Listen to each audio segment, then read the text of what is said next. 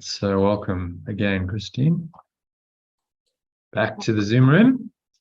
So we'll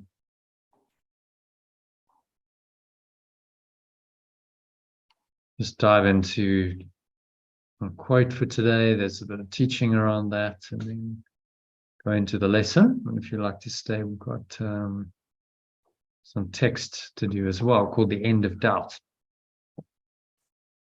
So, let me just share my screen with you, getting the live stream going.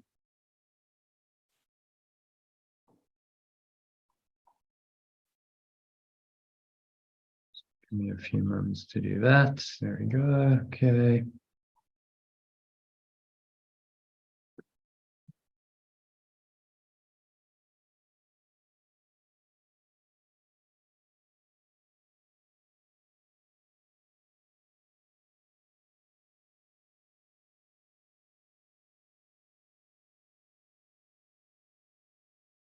All right, let's see if we've got, it's gone away. Okay, let's get the email back up.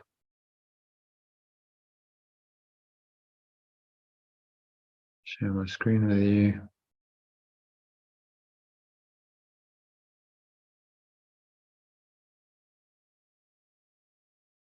From the workbook. Right, Lesson 120. Yeah, we're going to do the lesson 120. Not quite yet.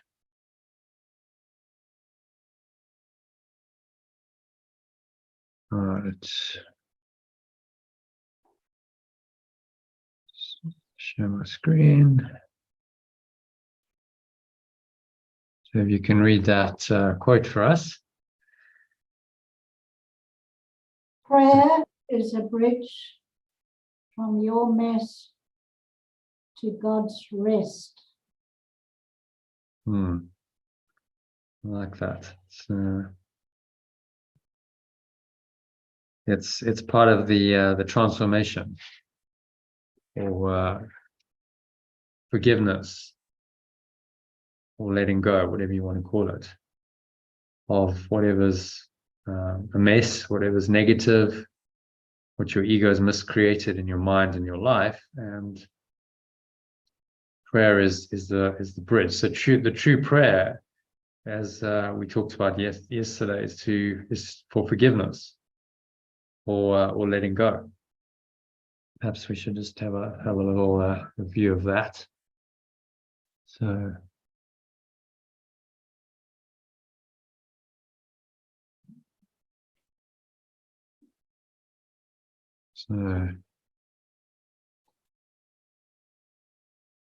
let's just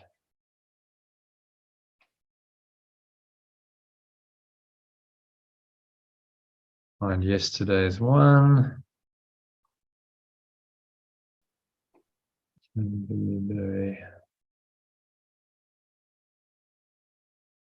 84. So if you can read that, Christine, just to get the context of it, because we're talking about prayer. So there we go. Prayer is a way of asking for something. Can you read that quote? That was yesterday's. Prayer is a way of asking for something. It is the medium of miracles. But the only meaningful prayer is for forgiveness, because those who have been forgiven have everything. Once forgiveness has been accepted, prayer in the usual sense becomes utterly meaningless. The prayer for forgiveness is nothing more than a request that you may be able to recognize what you already have.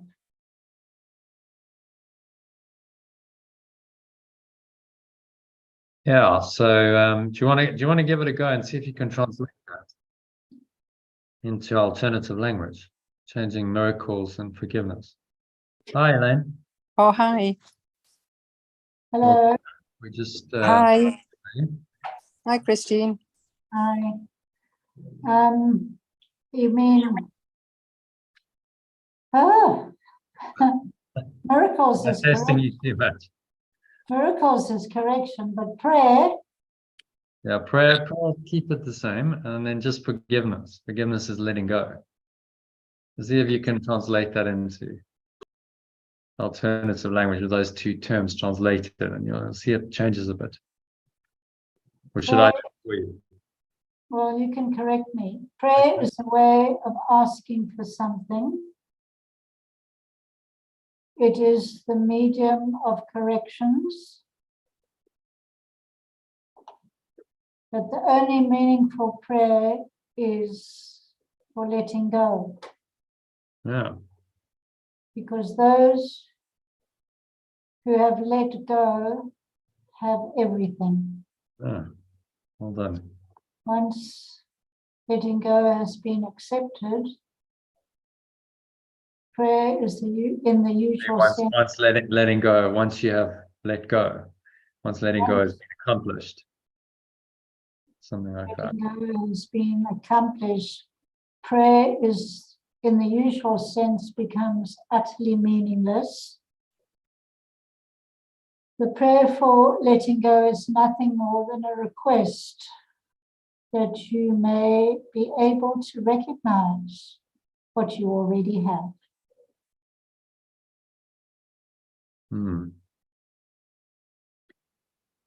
So that sort of puts it in a different light. You know, we request forgiveness, but it's really just our own willingness to let go. So I really want to let go of this.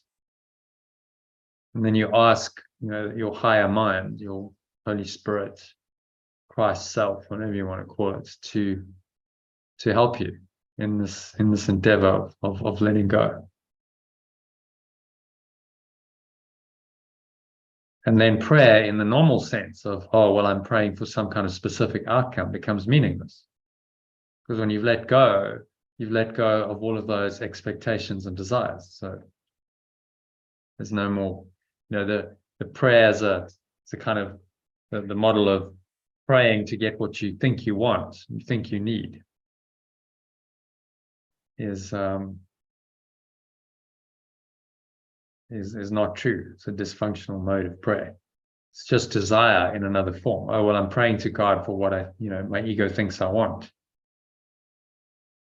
And that kind of prayer isn't that effective.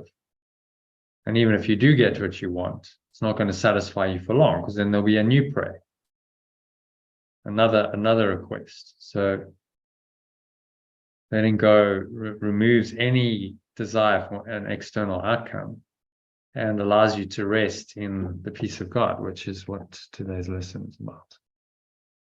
So we'll go back there. So the quote leads on from yesterday's.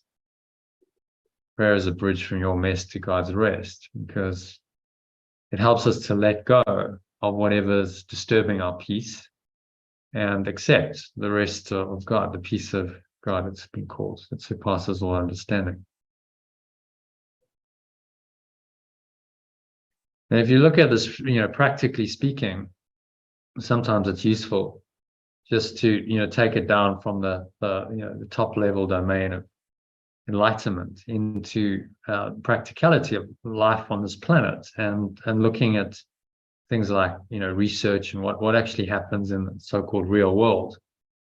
If people do rest and take time out from, working and activity, and there's loads of evidence to show that it's a very, very beneficial thing to do, possibly the most beneficial thing that you can do, interspersed with your life activity and work and family life and so on.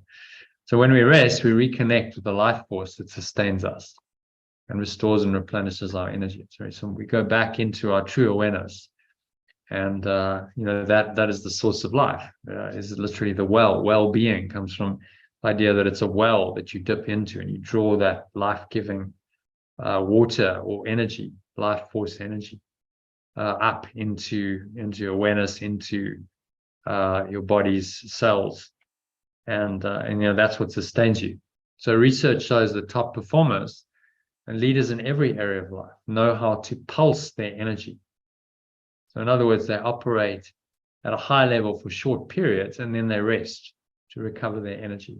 So they might go intermittently during the day, they'll work for an hour or two intensely, then they'll take a break, and then they carry on. And often they build in sort of longer periods of rest. So they might meditate, or do power naps, or go for walks, or do things like yoga, or whatever other form of exercise, or some form of relaxation to rest and recover their energy, so that they can then go again, and they don't keep depleting it. People who are not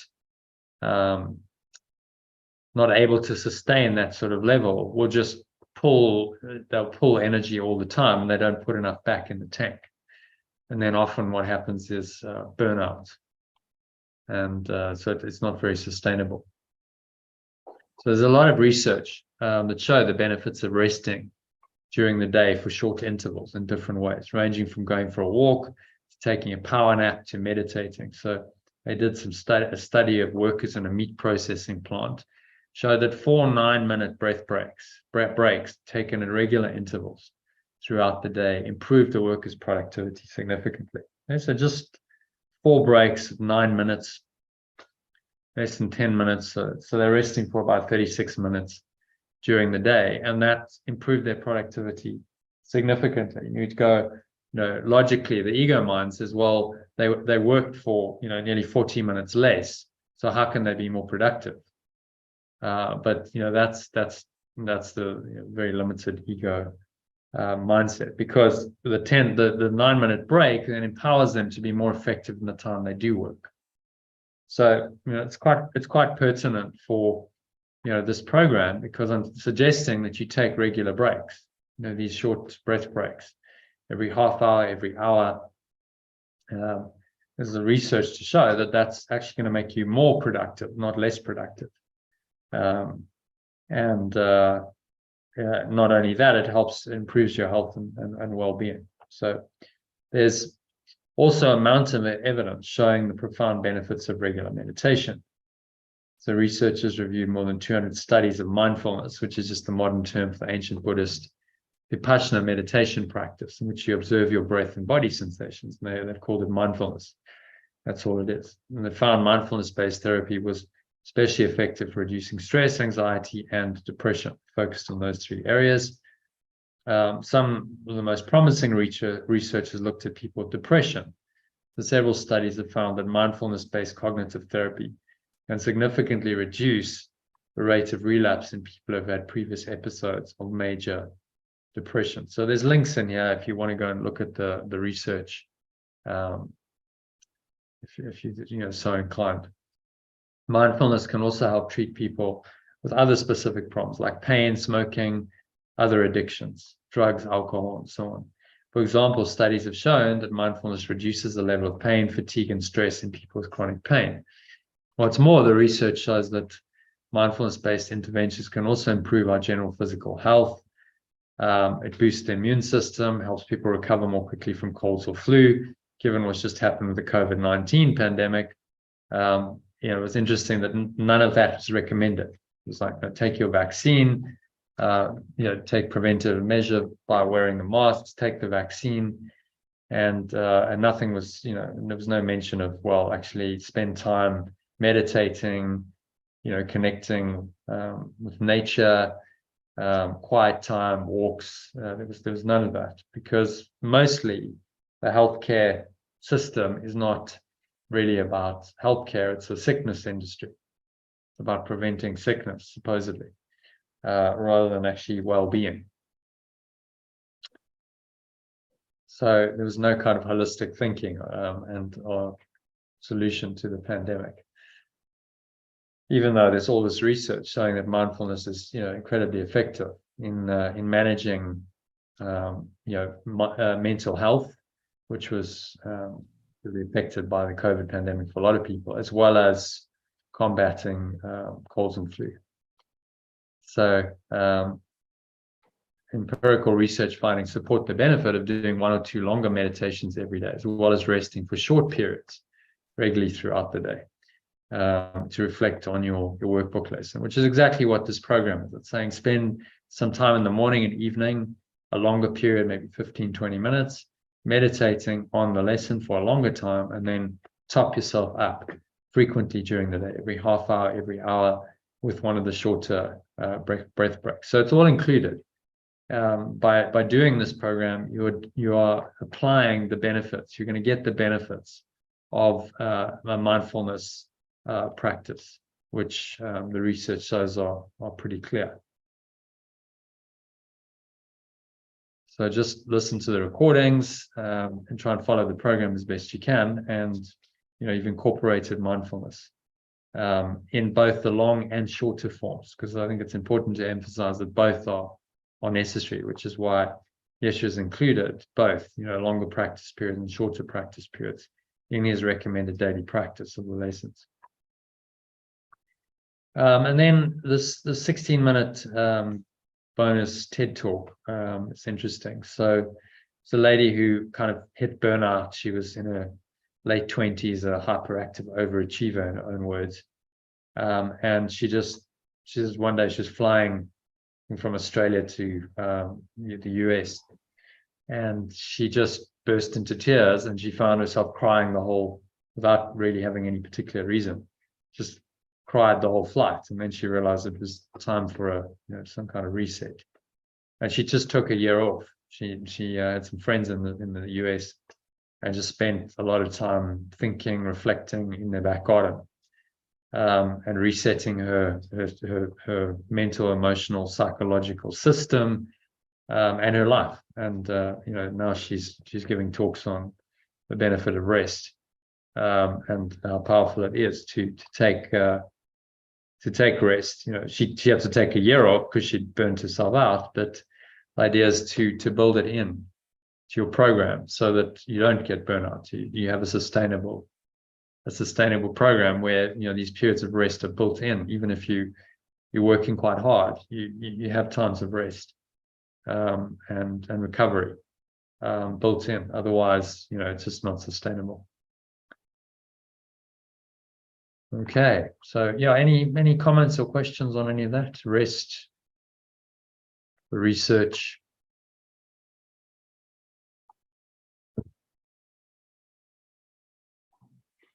Well, I'm a pretty mind-oriented ego, so I've been spending the last few weeks trying to slow down and trying to observe my mind. Over the last week, I have been resting a lot. I've been forcing myself to take half an hour to lie down. And sometimes I fall asleep for 20 minutes and I feel completely different when I wake up. And it's almost like a bit silly to have got to this stage of my life and indulge myself in resting periodically during the day. And by doing the meditations in the morning and the short break and setting my phone, there's a noticeable change in my frenetic mind activity, problem solving, analyzing.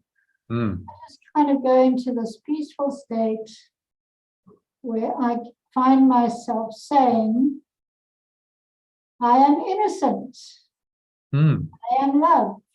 And actually, I've got so much to be grateful for that I am happy. So it's almost like I'm giving myself a window of peace, where I can rest in that knowledge that I'm okay. Just accept what is and flow with what's happening around me, observe rather than getting involved. And the breathing definitely helps to get me into that space of quiet. Yeah, well, it's the research is there for a reason. These things work. They're thousands of years old, these techniques, and there's no doubt that they work. And you are resetting when you take rest. You reset yourself into a different pattern, a different way of operating. And if you keep doing that, you change your default mode from that. You say, well, I've always been quite mind-oriented and quite stressed and lots of mental activity. You're trying to reset that and change fundamentally, how you perceive the world, how you are. So it is, this is life-changing. How you are, how your default mode of operating and interacting with people and the world will change by degrees, not all at once, but if you keep doing it systematically and progressively every day, then by degrees you start shifting, and in 6 months or a year you go, wow, no, there's really been quite significant shift, and people around you will notice because your energy changes, your behavior changes, your words, your actions start changing and becoming more directed by this field of peace. And you start emanating that more. And you realize, I'm okay. I don't have to be frenetic. It's okay. I can still operate my life. I can function actually much more effectively in this quiet, peaceful way, in a flowing way. I can still deal with whatever arises, but I'm not doing it now from a place of fear and stress and irritation and all of those the ego's negatives. I'm doing it from a place of surrendered calm and flow. And that's much more effective when you're in a flow state. So the value of rest is that it allows you, when you're in action, to be more in flow. And when you're in flow, the quality of your action and the outcomes are much, much higher than if you're in a stressing, straining, striving mode. So that's the benefit of rest. It's like allowing yourself to get into rest so that you can be more in flow when you are in action. And so there's a higher quality of action, of speech and action that comes in that flow state. And so it's, to go fast, go slowly. Flow is the fast lane. Flow is, you're going at 200 k's an hour on the Autobahn. Stressing, straining, and striving is like being in the first or the second lane in an old VW Beetle and trying to go that fast, and your whole vehicle is shuddering. Have you ever been in an old car, and you try to push it beyond like 150, and it's starting to vibrate? It's like, because it's not built for that kind of speed. It doesn't operate very well at that speed. So your existing mind structure is like that. You want to go faster, and it can't really handle it. So you end up stressing and straining and striving and pushing the limits within that construct. And often that's when people break down and they burn out, because the construct can't handle it. And so much better to take the time to rest, to reset. You basically change your vehicle.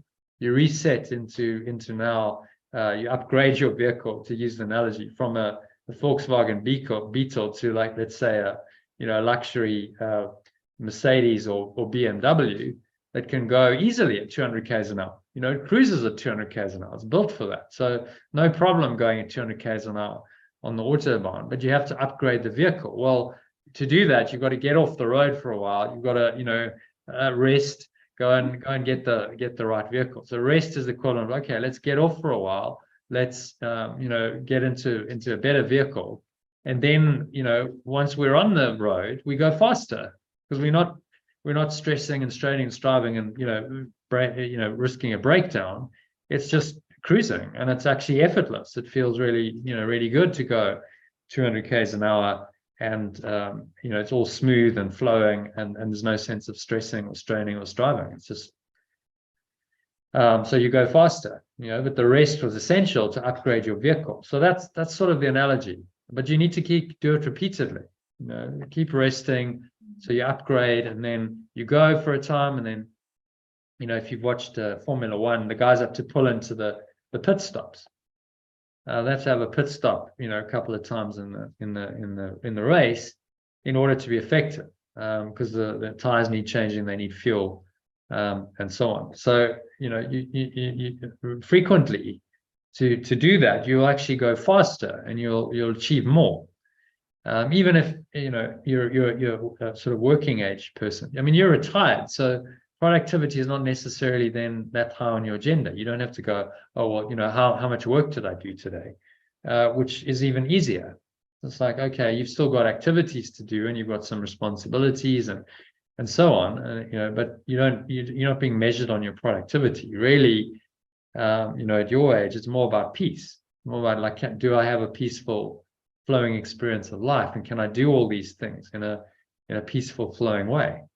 So that should be the priority. That actually should be the priority for anyone at any age. But if you're working in a corporate job, it's maybe a little bit more challenging because external stuff is coming up. You're not as in control of your own time and life.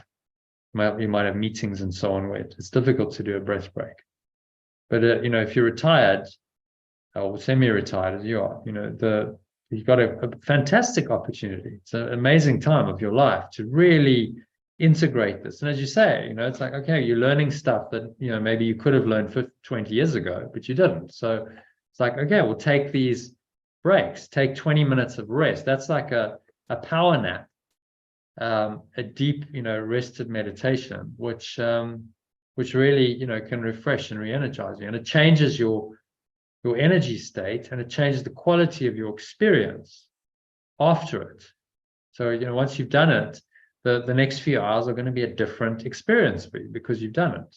So it's the results, not just resetting to the long term, but the results immediately in those next few hours are apparent in your life experience. So why wouldn't you do it and give yourself a better life experience? And the ego just tells you, oh, no, you're too busy. You've got more important things to do than manage your mental and emotional state and the quality of your experience. But as we know, it's always insane and delusional. So don't listen to it. You don't have time. It's like, well, what else am I? What better use of my time is there than to be in a flow state, rested, peaceful. Because that's all there is, a quality experience, moment by moment by moment. So doing these periods of rest, building them into your day, allows you to maintain a higher quality of experience more often, and so you stay in flow more often. And that's really what the miracle mindedness is, just staying in that state of flow and being able to handle whatever comes up in a very calm, peaceful way. So you don't get knocked out of that. You don't get mentally and emotionally turbulated by anything. So also the daily it's such a walks. simple principle, but it's very powerful. Sorry, Christine, say that again. Also, the daily walks in nature are like a reset. You come back feeling much stronger, more at peace, more rested. Yeah. You take that time for yourself. Every day is what I'm aiming for. Obviously not getting there, but I can see the difference when I do it. Yeah. So that's another form of rest. So you've got a rest, a balance between rest and activity. You've got to find that for yourself. Some people can handle, a little bit more activity and less rest. So everyone's got to work it out for themselves. What's going to be the optimum program for them. Pay attention if you start going a little bit off course, then it's about correcting, saying, okay, bring myself back and get more rest, so that I can reset into the flow state. It's just being aware, really. It's an awareness of your mind, body, organism. The body's, it's not ultimately real, but it's going to give you feedback signals in this world, which tell you, whether your mind is out of alignment, whether you're out of alignment with spirit or not, and you need more rest. So it's to listen to those signals and trust them. Be guided. Say, okay, well, if I need to do this, usually everything will wait. There's seldom things that are that critical that they won't wait. Suppose if you got to pick up kids in your world, okay, at that point, you've got to be there at a certain time. But a lot of things can wait. It doesn't have to necessarily be done right now, even today. So, you prioritize the rest, and you say, well, when I'm, active, then that's when I've got to fit things in. But it's a different mind, it's a mind shift. It's a change in focus. So her point, this lady's point, is that you've got to make it a priority. You've got to build it into your schedule as though it was like a business appointment, a business meeting or appointment. Say, right, I've scheduled that rest time. So, that's sacrosanct. I don't, unless it's a life or death emergency, I don't mess with that, because that's an essential part of my day and how I remain sustainable. So it takes a mental discipline to do that. But that's what's required to really operate at a high level. And so, this program, Course in Miracles combined with the Art of Letting Go, gives you, the tools. It's all there. You just got to actually operate it. Say, okay, I'll actually, I'll listen to the breath breaks. I'll do the meditations, and apply it in my life in a way that I can manage. So if you can't do every hour, do every 2 hours. You find a way to make it work for you. Okay, so any other comments on that? Elaine, any comments or questions?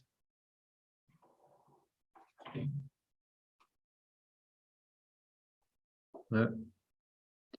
Okay, so let's move on to our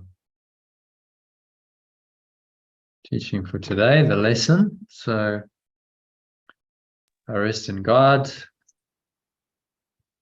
So you can read the original, and then the alternative below it of lesson 109, which is our first review lesson. Would be great. Elaine, do you want to do that? I rest in God. I rest in God today, and let him work in me and through me, while I rest in him in quiet and in perfect certainty. I rest in perfect love. I rest in perfect love today, and let it work in and through me, while I rest in it in quiet and perfect certainty. Yeah, nice. So any thoughts on that? And it's a very, very simple idea. Mm-hmm. Yes, it's very reassuring, and just to really bring that to you, what this lesson is teaching you. That is, while you're at this moment, you rest in him and everything's quiet, and yeah, it's a good lesson. So I rest in this presence we call perfect love or God. Pure formless awareness of perfect love is a full sort of term for it. And I allow it. It's a letting go, right? I let it work in me and through me, while I rest in it in quiet and perfect certainty. So this is, we talked about this before, the third lane, sattva, they call it in the Eastern yogic tradition. Graduating from rajas, which is go, go, go, I'm doing it, to sattva, knowledge, it's being done through me. It's happening through me, right? So I let it work in and through me, while I rest in it in quiet and perfect certainty. So a lot of people might say, well, rest, well, that's just being too passive. Like, if I'm just like that, I'm going to get nothing done. But they misunderstand. But actually, you can be a channel, you can be a vehicle for this power, this higher awareness of perfect love to come through. And it's operating in and through you. So it's speaking and it's acting, and you can be quite dynamic in your action, and yet there's an inner stillness. And that awareness keeps you still, keeps you calm, quiet, rested. You keep, if you've got a program like this, you top yourself up frequently to go back into a non-action. So there's the movements is just to be.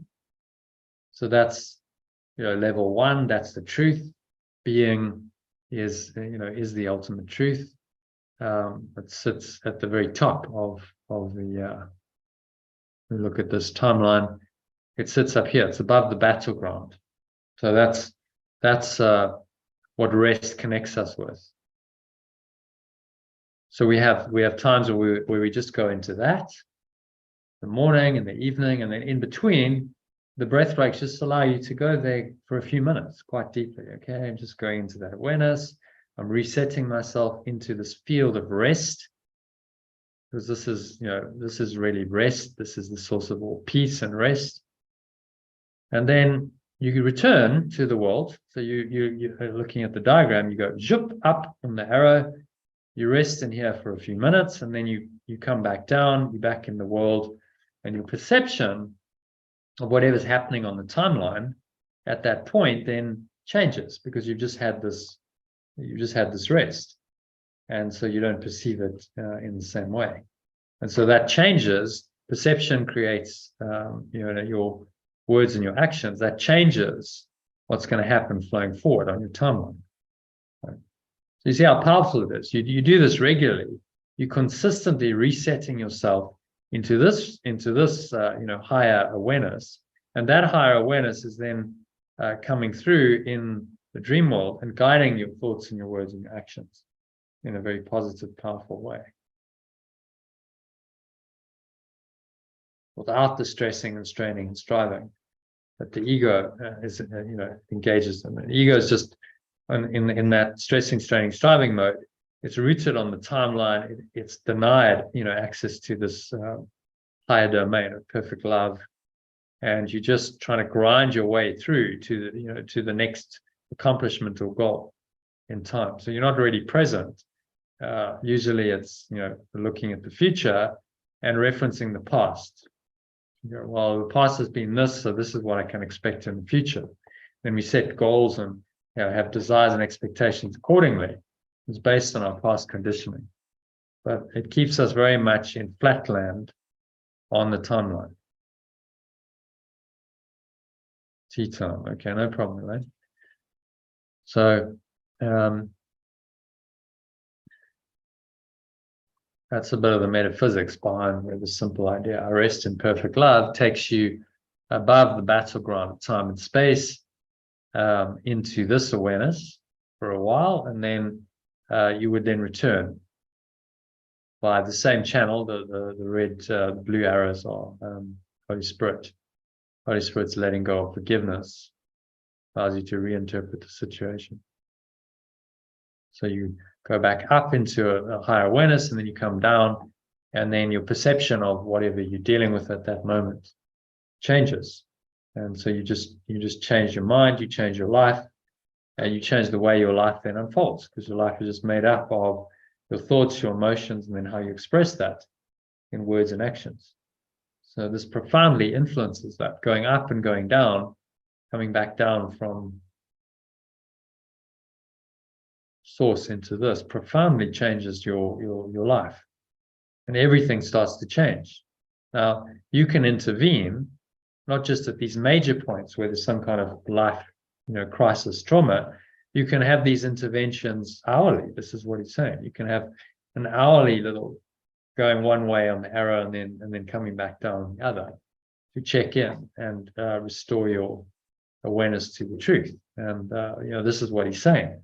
Every hour, every half hour, in fact, with this this review lesson, you can do that. Well, why wouldn't you do that? If this is the source of everything, all knowledge, all being, all love, all light, surely you'd want to check in as often as possible, and then allow it to perceive, to guide you in your perception of the world.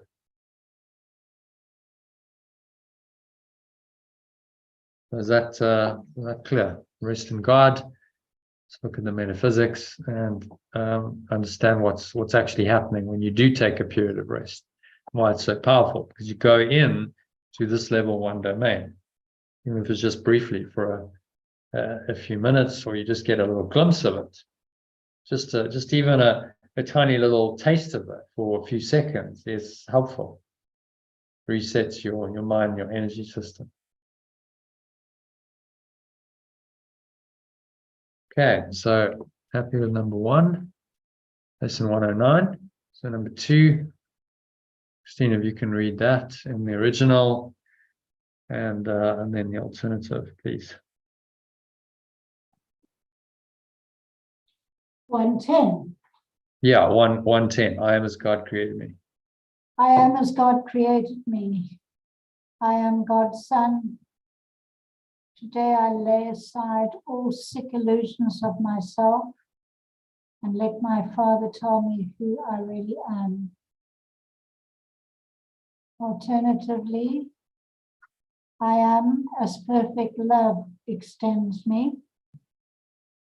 I am perfect love's extension. Today I let go of all sick illusions of myself and let my source tell me who I really am. So thoughts on that? Feelings coming up as you say that? Yes, when I do this resting and meditation regularly, my neck improves. And the more I recognize who I really am rather than what I'm stressing and striving to be, the tension in the body releases. And so the illusion of sickness just seems to dissipate. Yeah. So then the body just reflects the change in mind. And so the body is just useful as a barometer. It's not ultimately real, but it can show us the condition of our mind as a directly. Yes. Which is why it's a useful barometer, which you already know because you do kinesiology and muscle testing and so on. So it just shows you what's going on mentally and emotionally, and allows you then to course correct. Okay, so my body's playing up. I've got a sore neck, sore back, whatever. Okay, that's a sign that I'm stressed, that I need rest. I need to reconnect with source. It really does work. Yeah. Thing is to be consistent and be kind to oneself and keep reminding oneself that source is trying to inform me of this discrepancy. Yeah. The Holy Spirit really is intervening. It's just that I'm not listening because I've got my own agenda and my ego is pumping. So it's this awareness, you pay attention to the signals in your mind, in your energy system, in your body coming through, because that is feedback. That's allowing you to then change and correct. I was talking to Sally the other day about, well, how do people get really overweight? You see some people and they're enormous. You go, but how does that happen? Because surely there was some awareness as the weight was going on of what's happening. But it's a sign of unawareness, isn't it? It's like you are not listening to your body and paying attention to these subtle cues. That's just an example.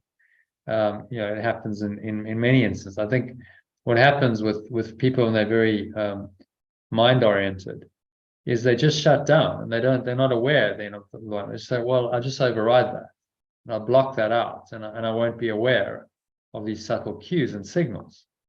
And then we cover it over with various distracting behaviors, eating, drinking, substances. It's all designed to cover over and mask that underlying discomfort. And then, when we finally get sick, we go to a doctor and they give us more coverings over, which are, the general treatments is drugs, which just cover over those symptoms rather than saying, okay, so you really need to really look at it, bring it into awareness so that you can correct it. You can make the correction at the point where correction can be made, which is in your mind. And then the body will follow. And then maybe, that follows that follows in terms of the magic world. We change something. We change our diet. We change exercise patterns. We change our lifestyle. We do meditation, and so on, as a reflection of a change of mind. Okay. So it's all reflecting the fundamental change of mind, and then those things support that change of mind. Because it's a whole thought system. The Holy Spirit is a thought system, and then that leads into a way of living, a different lifestyle that supports that that decision to live in alignment with perfect love rather than the ego. And so then we live in this way that we are done through. I am as perfect love extends me. It's like it's extending me right now. This perfect loving awareness is my true nature, it's my true being, and it's extending me moment by moment by moment. So I feel that extension when I connect to my source and I allow it to flow through me. When I'm happy and I'm loving and I'm kind and I radiate that out, then this is perfect love extending through me. And then I feel that love, and as I give it, I receive it. I feel more of it. So I feel more connected. I feel more in the flow, empowered, and then I become the light of the world. I can be very helpful to other people from that state of wholeness and completeness.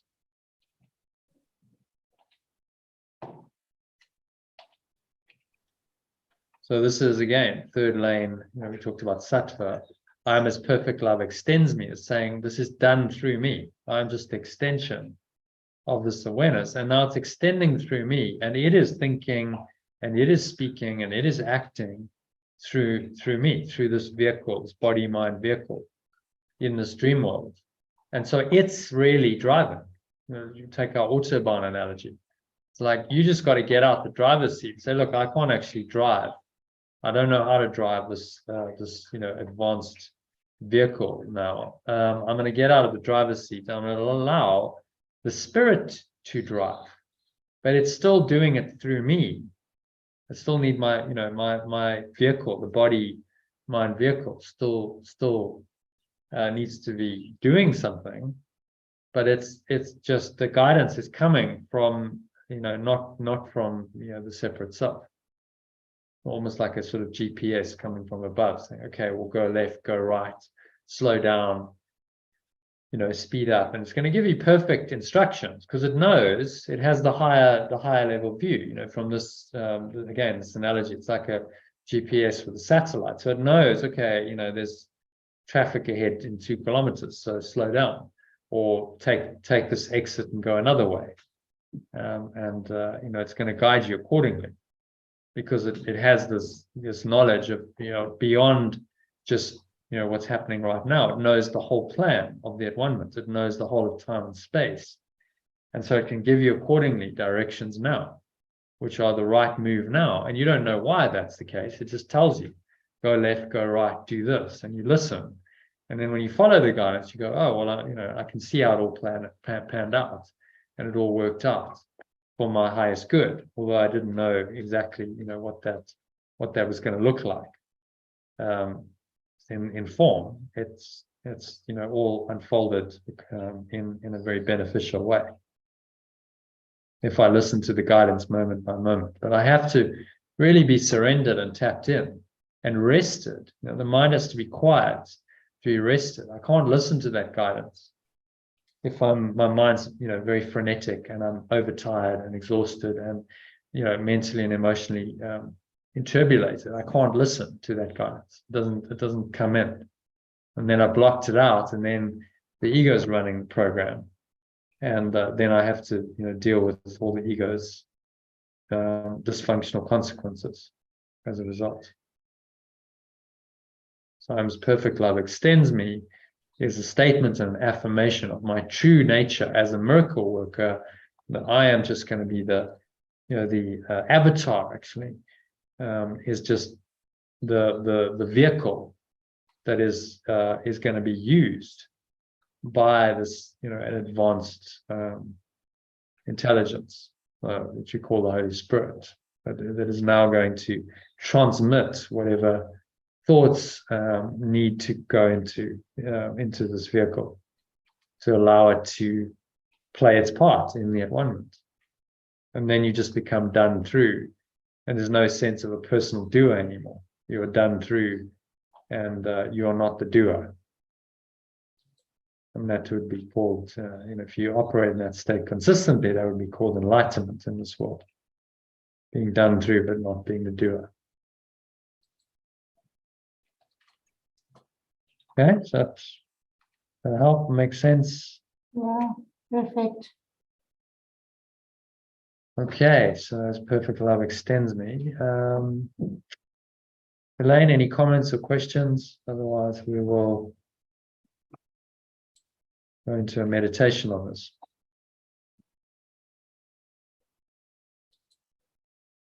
Happy with that? Sorry, I'm just having my tea at the moment. So yeah, yes, I'm listening. That's perfect. Okay, we'll do a little meditation then. So check it a bit. you want to put yourselves on mute.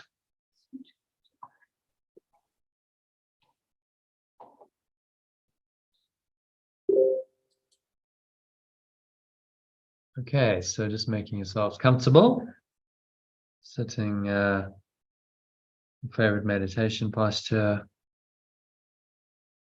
feet shoulder width apart, your back straight, cup your hands in your lap. Close your eyes. And start off by taking a nice deep breath in through the nose. Just breathing in, noticing how the stomach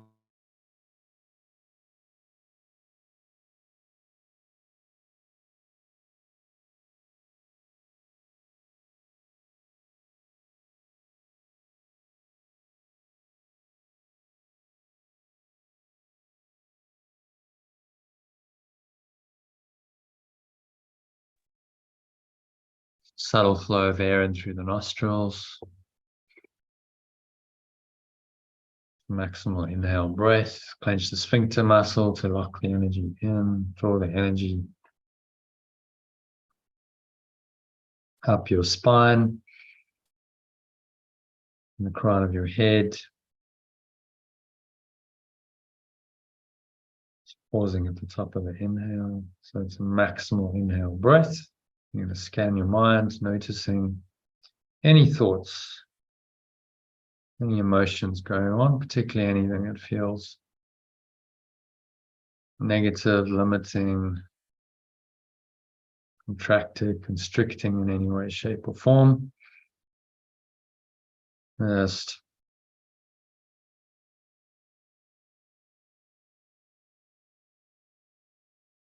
breathe in.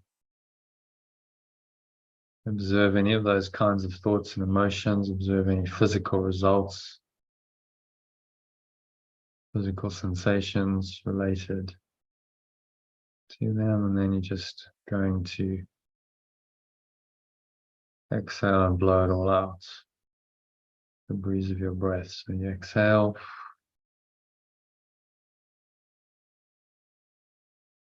And it'll go, surrendering into the nothingness. What it really is. It's going, gone. From the lower stomach into the spine. Expel the last remaining air out.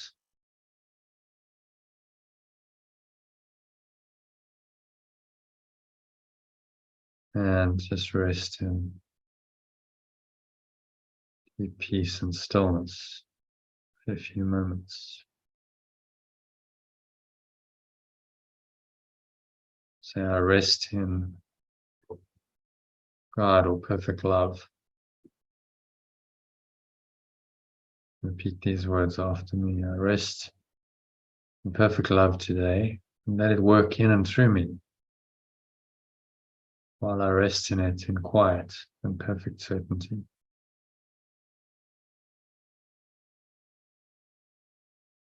Just feel that quietness, that perfect certainty This is the end of doubt. This presence is always available to you. So rest is always there. Just your choice to go into the state or to remain outside of it. Stay in a state of dis-ease, or to enter this quiet place within you of rest.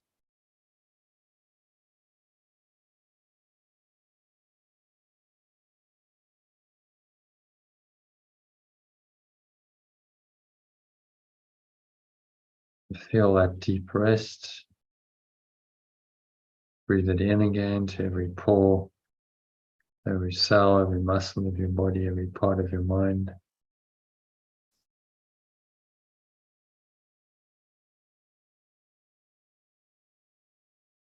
Every fiber of your being is deeply rested in the peace of God.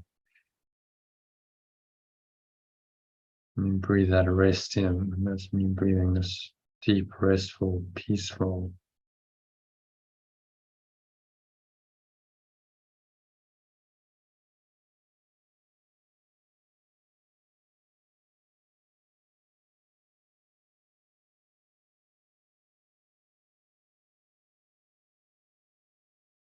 so breathe in again, nice deep inhale breath through the nose. So you're breathing into the stomach, blow the stomach up like a balloon. Clench the sphincter muscle to lock the energy in, draw the energy up the spine to your heart center, all the way up into the crown of your head, just pausing at the top of the inhale. It's a maximal inhale breath.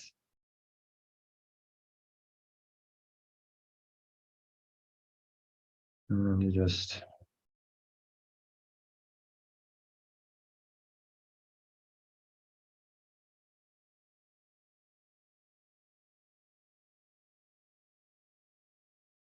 remind yourself, today's second review lesson, review idea that I am as God created me, or I am as perfect love extends me.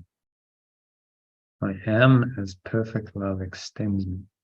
Right now, it's extending me. Why I have any kind of existence at all? Because the very essence of life, which we can call perfect love, perfect life, light, many names for this formless state, formless awareness, another one, pure formless awareness. I am this pure formless awareness of perfect love extends me. Just breathe that in. Feel like the extension happening as you breathe in.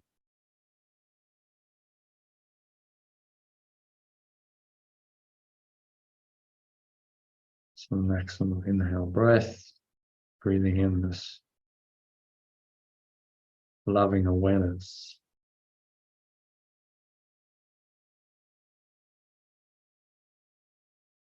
Loving awareness comes into every pore of your body, every cell, every muscle, every part of your mind, every fiber of your being is in loving awareness.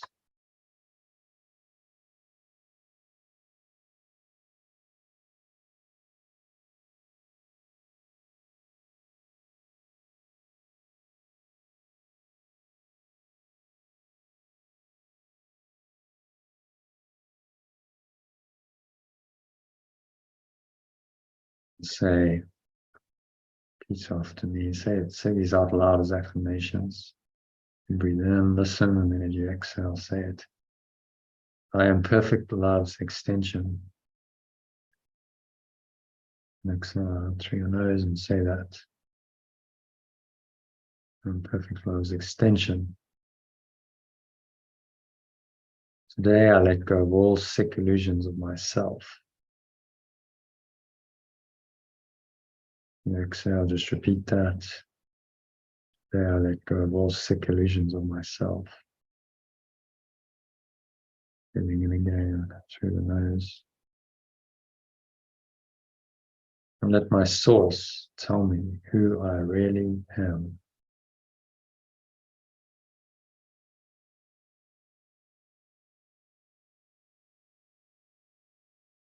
Let my source tell me who I really am. And so just allow it in these moments of contemplation, deep reflection, to tell you who you really are. Not as some intellectual theory, but as a felt experience in your mind, in your body, in your being. You just feel into this idea that I am as perfect love extends me. You might want to say it a couple more times, breathe in as you say that. Like you're just infusing every cell, every muscle.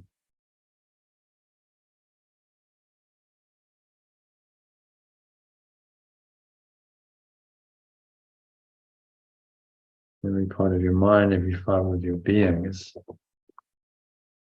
in the light of perfect love, extended by your source.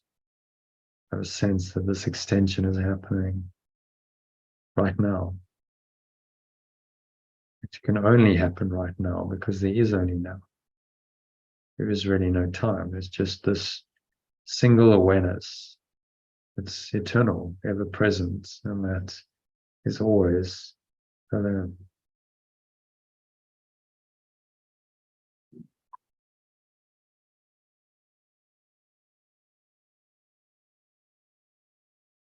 So just surrender into this awareness, this loving awareness. I'm as perfect love extends me, and I rest in this deep peace. I rest in peace of perfect love.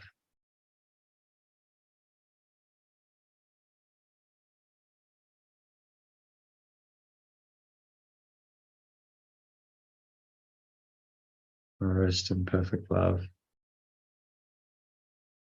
And let that be an invitation to your mind just to go deeper into this deep state of awareness, pure formless awareness of perfect love.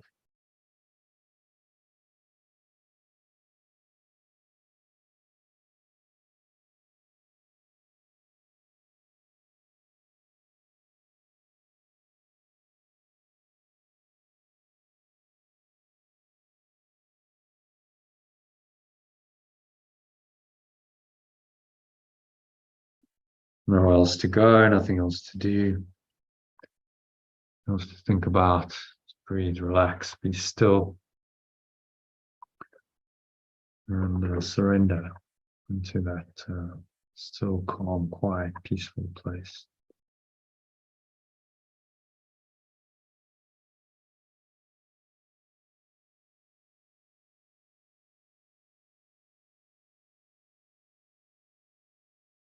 For the next couple of minutes of deep silence, just rest in perfect love.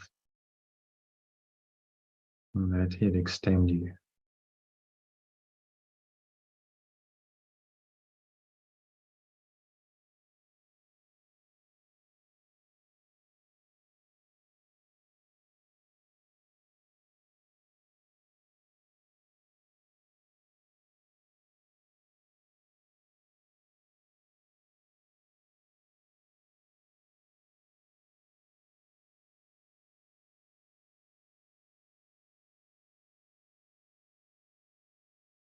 Any thoughts, feelings seem to arise, disturb this deep peace, just observe them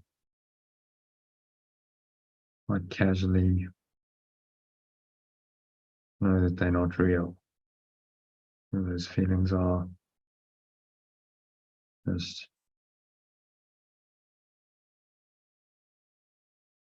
breathe into them. Take a nice deep breath in.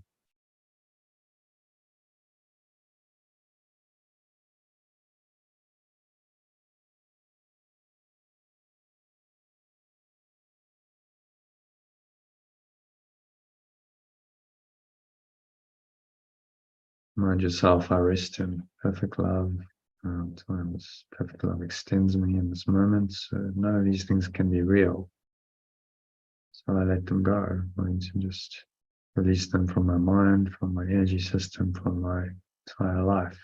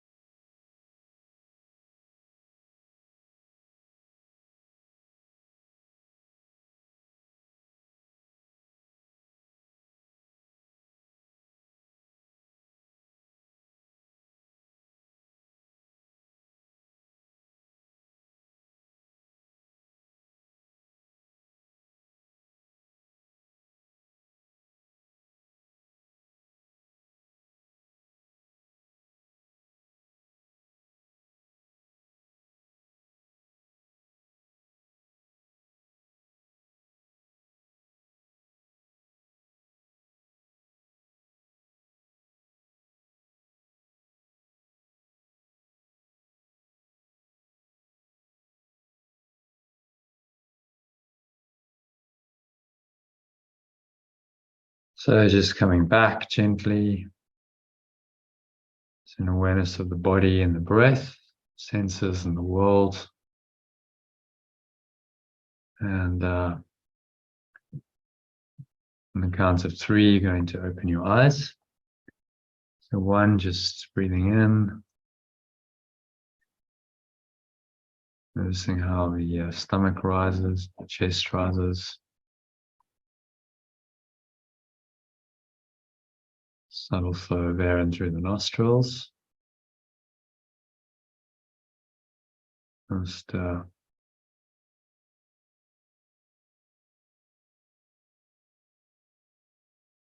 pausing at the top of the inhale. Yeah, and scan your mind. So any thoughts, emotions, related body sensations, just observe those, and if you're willing to let them all go. Reminding yourself that I rest in perfect love. And this perfect love extends me right now. When you exhale, blow them out with the breeze of your breath, releasing whatever needs to be let go of. It's going, gone. Follow the stomach into the spine to expel it all out. Notice how the air flows out, chest and stomach suck back in. The energy you raised up in the crown of your head subsides back down. When it comes to rest in your lower stomach and your groin, you just rest there, rest in this deep peace and the gap between breaths. There's also an opening into this eternal state of rest. So connect with that, feel it, experience it deeply. And breathe in again. Notice air flowing into your nostrils. Notice any smell in your nose as you breathe in, any taste in your mouth, maybe subtle sensation of breath in your nose, subtle sensation of the wind, air on your skin. Notice any of that. It's very quiet, calm, observant state. So you're not judging, naming, or labeling any of these sense perceptions, just observing them from this calm, surrendered place, which is a place of rest within you. Without interpretation, without judgment, you remain rooted in this rest. And the peace of God that surpasses all understanding, as it's called in the Bible, is with you. And you pray without ceasing by staying rooted in this awareness. It's another quote from the Bible. Paul advises disciples to pray without ceasing. That doesn't mean you're saying prayers all the time. It means you rest in this deeper awareness. And if needed, you reconnect with that awareness by taking time out, resting, using the lesson for today. So just keep it connected to this deep state of rest. Just listen to the lesson. Frequently, I've sent you a couple of 2-minute breath breaks, a longer 5-6 minute one to help you do that. So you can use either of those, any of those to just reconnect with Source. Allow yourself to be done through by Source, guided.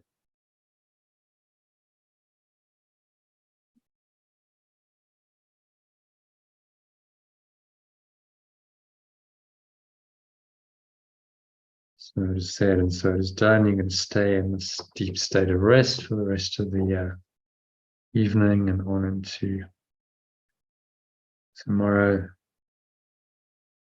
So it is said, so it is done. Now on the count of 3, open your eyes. So just take a minute to look around, just observing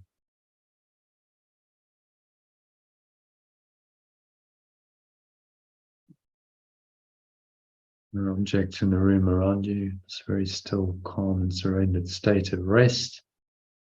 So you can see how restful it is when you're in the state of awareness, and that you rest in God. You rest in perfect love even while you're still aware of the world. And you notice as you're looking around that awareness is really exactly the same as it was. Your eyes were closed, nothing's really changed. Just some sensory data coming in. But the underlying awareness is unaffected by any of those sensory inputs. So you want to remain rooted in that awareness, unaffected by your sense perceptions. And that's the way to experience the peace that surpasses all understanding, the peace of God that surpasses all understanding, as the Apostle Paul called it in the Bible. So I hope that this meditation has helped to set you into that deep rested state, and will keep you there. Top yourself up with a breath break every half hour. You should recommend, so use one of the 2-minute breath breaks to help you do that, or if that's too long, I've sent instructions. You can do it in under a minute just to reconnect. So that brings us to the end of the meditation and the first part of the session. So thought now we'll go into looking at the text reading for today, which is section 2, chapter 15, called The End of Doubt.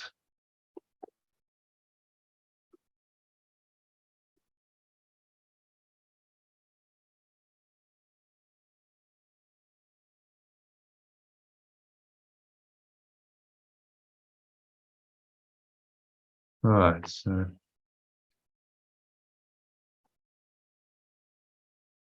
Elaine joining you again.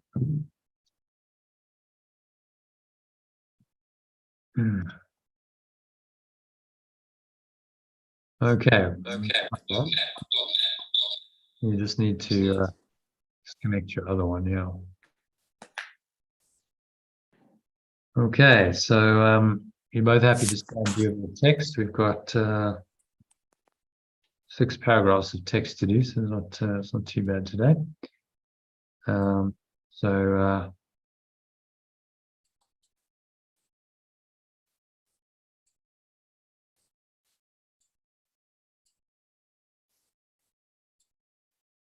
Okay, so let's have a look at today's text, which is called, today's text is called The End of Doubt, section 2 of chapter 15.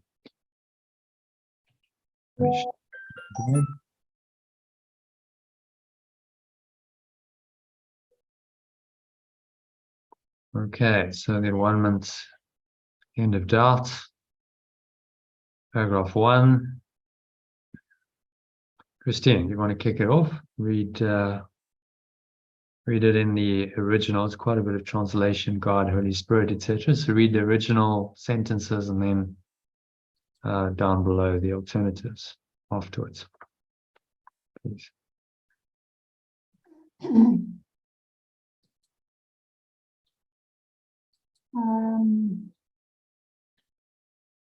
Can you hear me? Yes, yeah. I rest within the peace of perfect love today. Quiet. What are you looking at? Oh, sorry. Screen? Can you see my screen? Yes, I do. Okay, so the environment is in time. That one, number 1. The atonement is in the at-one-ment is in time, but not for time. The at-one-ment is in time, but not for time. Being in you, it is eternal. Being in you, it is eternal. We need to really want to personalize it. So being in me, it is eternal. What holds remembrance of God cannot be bound by time. What holds remembrance of perfect love cannot be bound by time.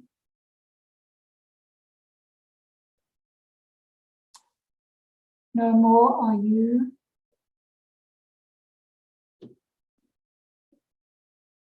Nor am I. And where am I? Yeah. For unless pure formless awareness of perfect love is bound, I cannot be.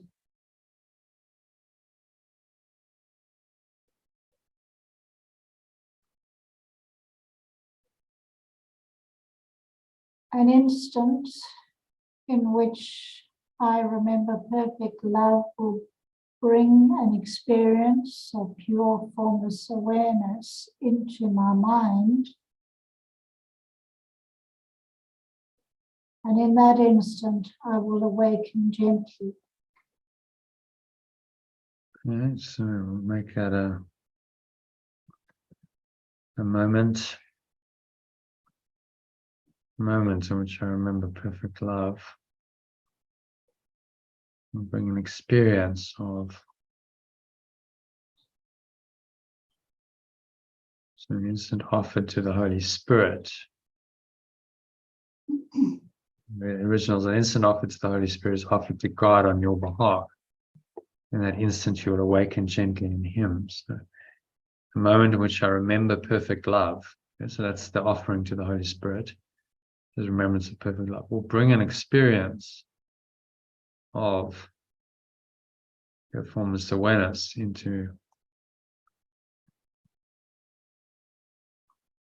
my awareness.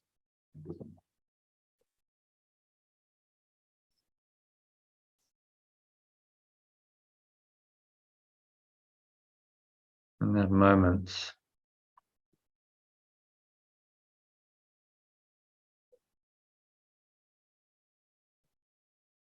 I will awaken gently. So he's talking about the holy instant. This previous section was about the holy instant. He's talking about the now, really. The holy instant is the now, the moment of pure awareness in the now, purely in the present moment. And in that moment, you can experience this, the divine, pure formless awareness of perfect love, and awaken gently to that experience in that moment.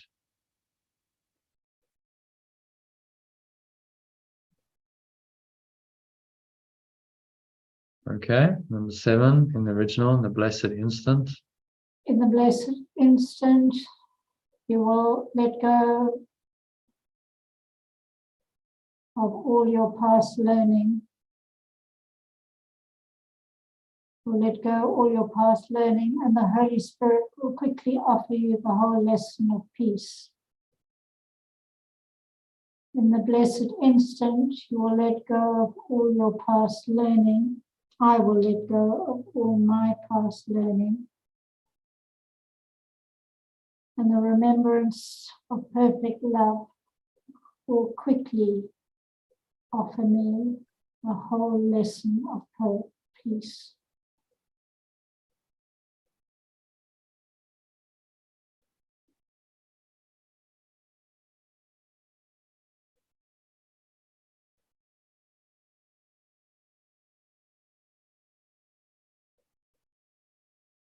What can take time when all the obstacles to learning have been removed. What can take time when all the obstacles to learning this lesson have been removed.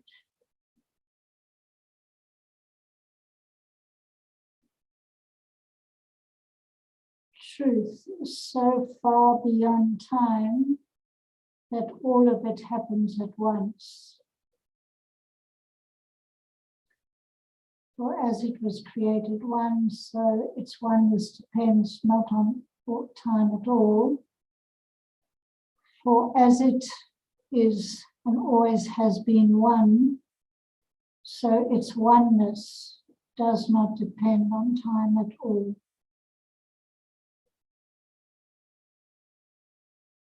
Okay, so you can read that again from the top in the alternative, and We can do it. We got a little bit of time today, so if you want to do it a bit slowly, we can do it as a meditation. Like you read it,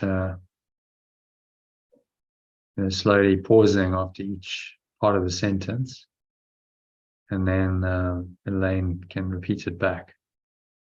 Actually, do it as an affirmation. We like to do that. Okay. So you just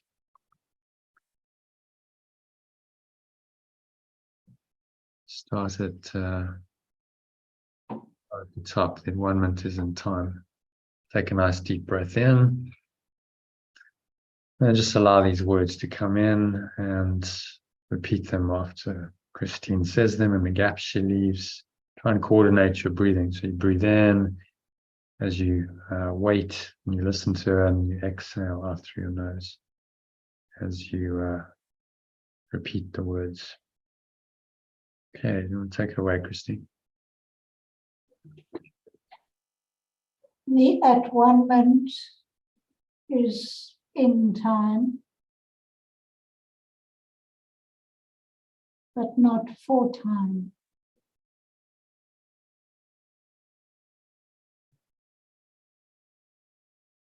Being in me, it is eternal.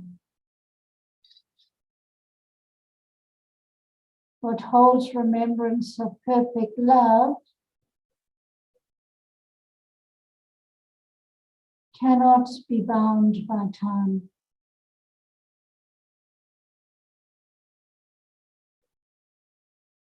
No more am I.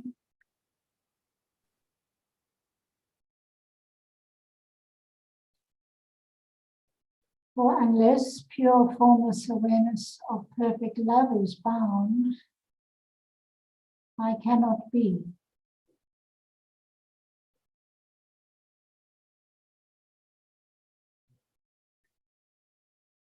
A moment in which I remember perfect love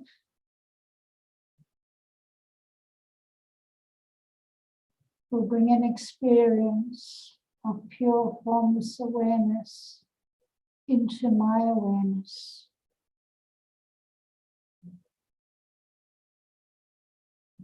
And I will awaken gently in that moment.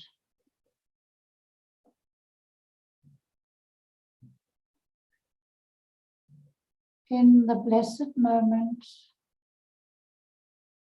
I will let go of all my past learning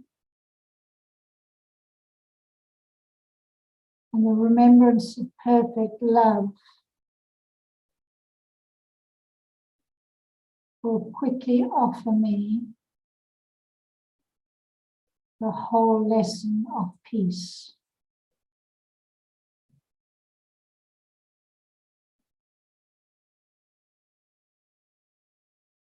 What can take time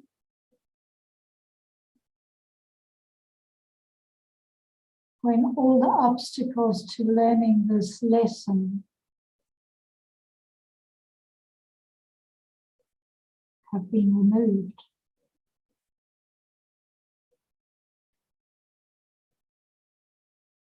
Truth is so far beyond time that all of it happens at once.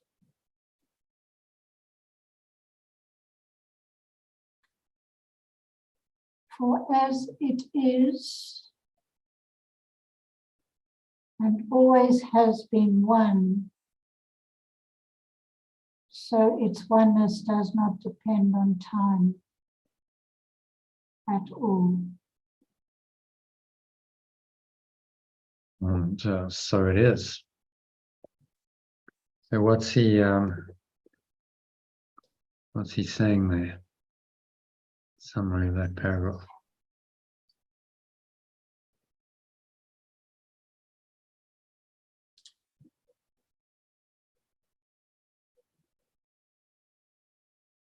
At-one-ment is in time,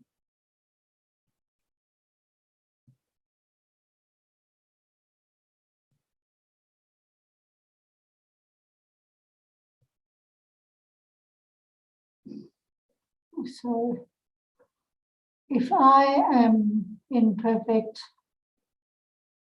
if I remember perfect love, I cannot be bound by time. And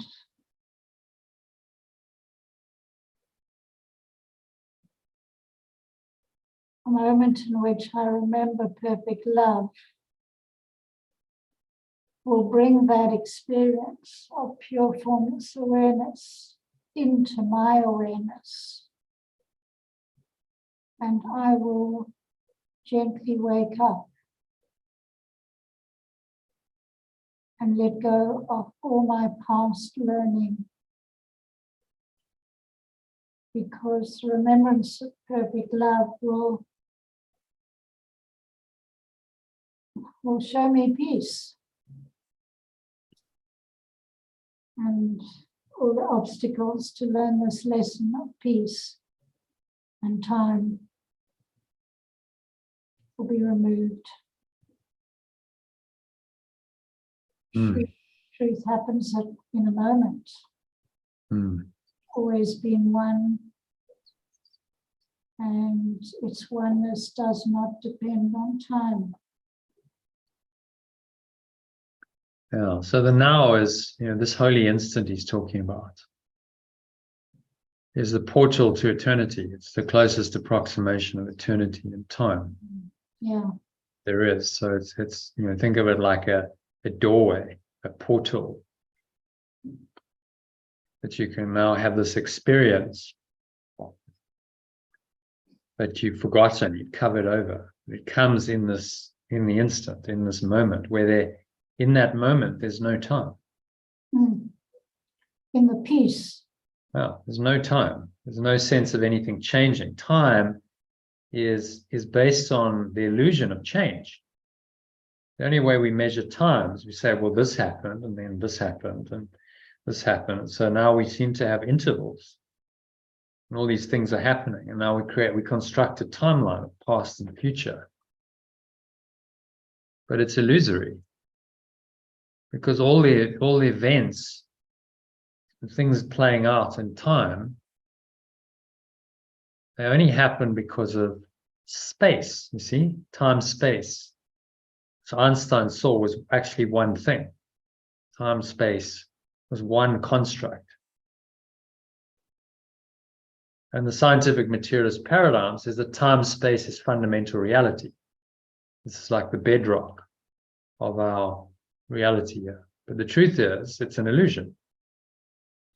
The bedrock of the ego's illusion. It's the fabric of the ego's mind stuff. Space-time. So stuff happens in space, and then we go, well, that the change in space that we can observe creates this illusion of time, doesn't it? See how it works? Yeah.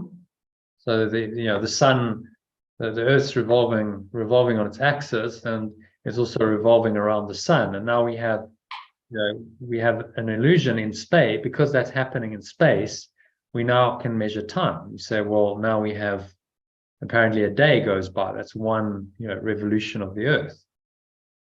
You see how it's all bound into the one thought system of space-time.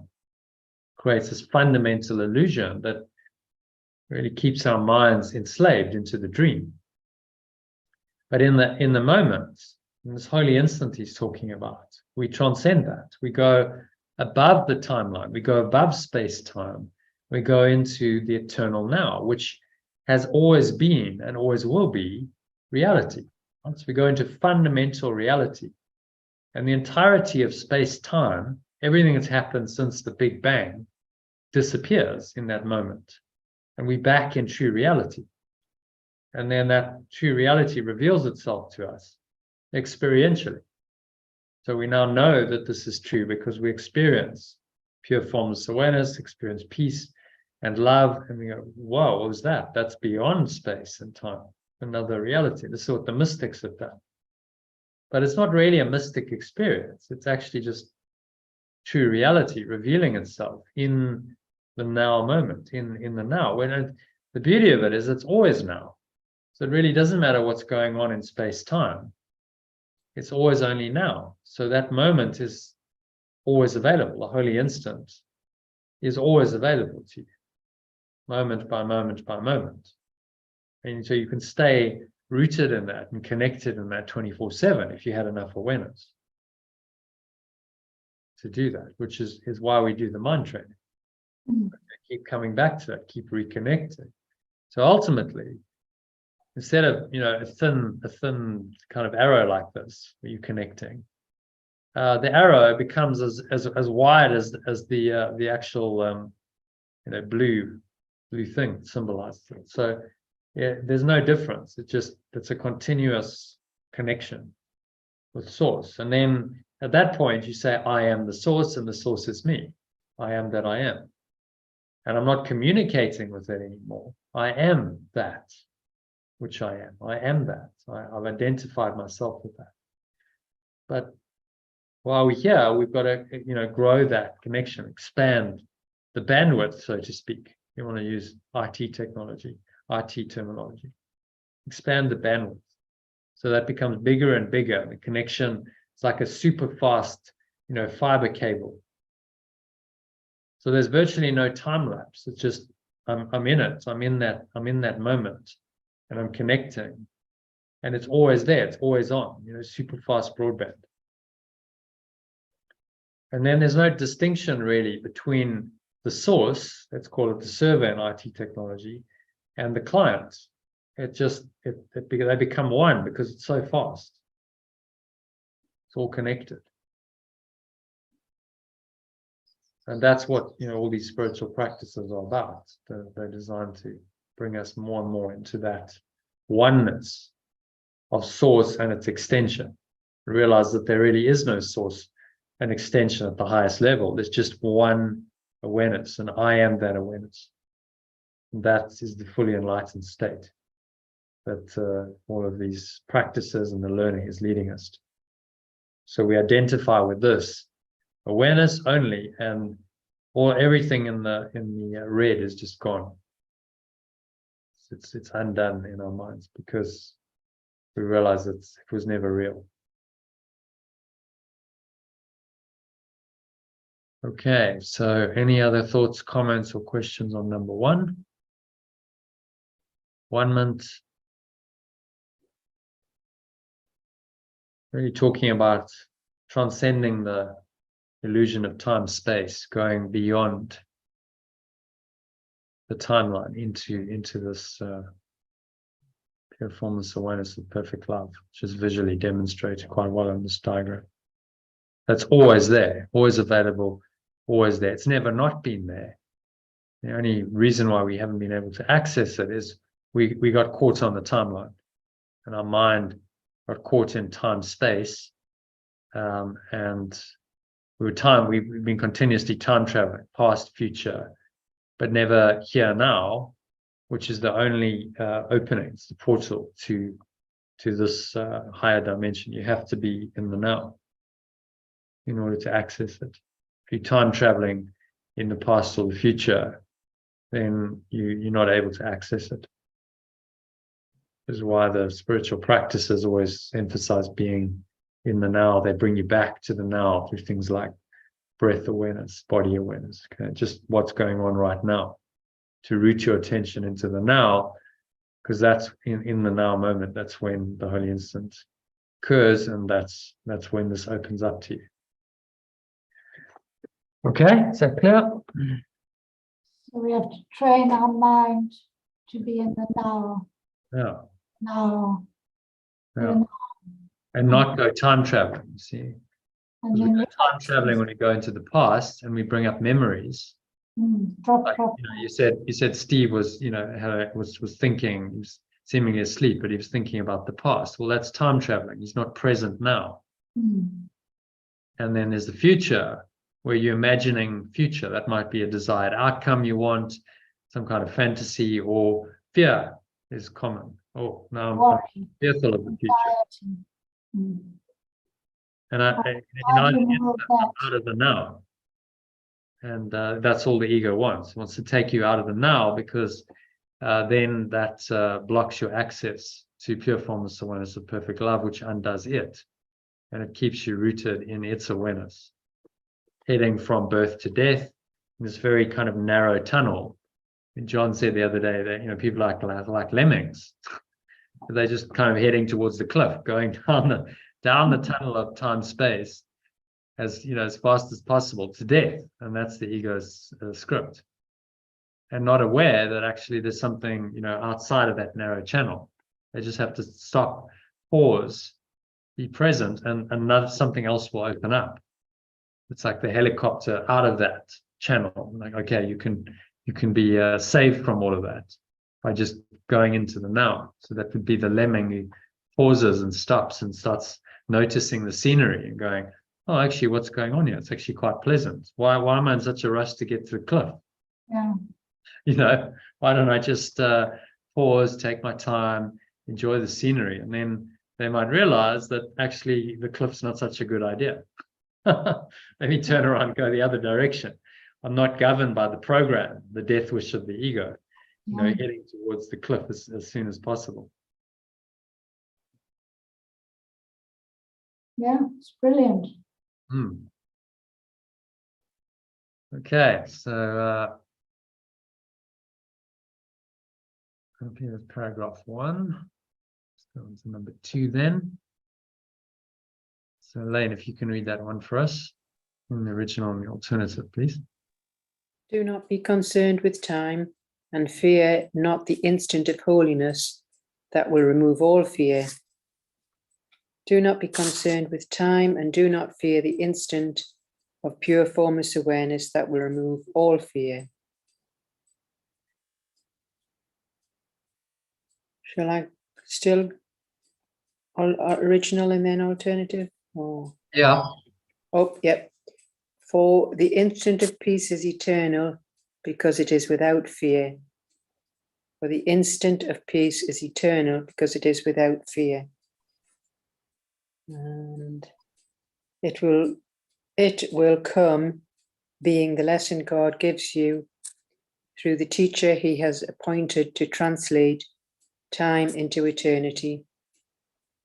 It will come, begin the lesson of pure formless awareness, of perfect love, gives you through the teacher it has kept in your mind to translate time into eternity. Blessed is God's teacher, whose joy it is to teach God's holy Son his holiness. Blessed is the teacher of perfect love, whose joy is to teach perfect love's extension, its pure formless awareness. His joy is not contained in time. The joy of remembrance is not contained in time. His teachings is for you because his joy is yours. Its teaching is for you because its joy is yours. Through him you stand before God's altar, where he gently translates hell into heaven. And where are we? Through it you stand before perfect love's foundation, where it gently translates victimhood and suffering into the state of pure formless awareness. For it is only in heaven that God would have you be. For it is only in this state that pure formless awareness of perfect love would have you be. Right. Wants you to be. Or in tens, I quite like that. I'm not in tens. And personalize it all, those last. Intends you to be. And I think I'm going to remove. Do you think it adds value to have the italics? Which says what's been affected or not really? Is it better as a clean? Yes, okay. Is it better clean or is it better with the italics? Is it helpful to have italics? saying what's what. 6 and 2 3s. Hmm? 6 and 2 3s for me personally, but I don't know what Right, other so- people think. Yeah. Doesn't really matter to you. Christine? I don't know, we've been used to all along having the italics that makes us stand apart. Okay. Because I've done, gone to quite a lot of to do it, but I was using ChatGPT, which then means I've got to go and do it. And so We can change it from now on, it's not going to make huge difference. I don't know. I just like I look at that visually, and it's cleaner, isn't it? It's like it's a cleaner read. Yeah, Mm. I'm not sure anyone's going to go, oh, that word's. You can kind of see which words are translated. So the idea was to help you to see which words have been translated, but.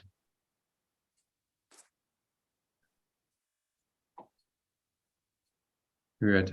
We need to just do the personalization as well. Through it, I stand. Is there any other personalization? in 6. No. So I need not be concerned with time, and 8.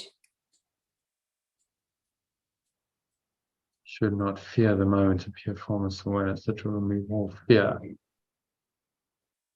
Okay, the rest is 6 6. is This mine. teaching is for me, because its joy is mine. And number 8 intends me to be instead of intends you to be. Yeah. Okay, so if you want to read it from the top, Elaine, with just stop and pause after each, like a comma that's an obvious pause. Yeah. Christine, I need. affirm it. So Yes, I will. let me just record this. So.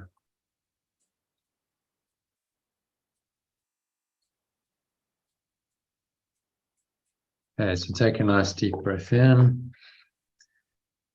Allow these words in, giving them space in your mind. Ideally, breathe in as Christine speaks the words, as Elaine speaks the words, and then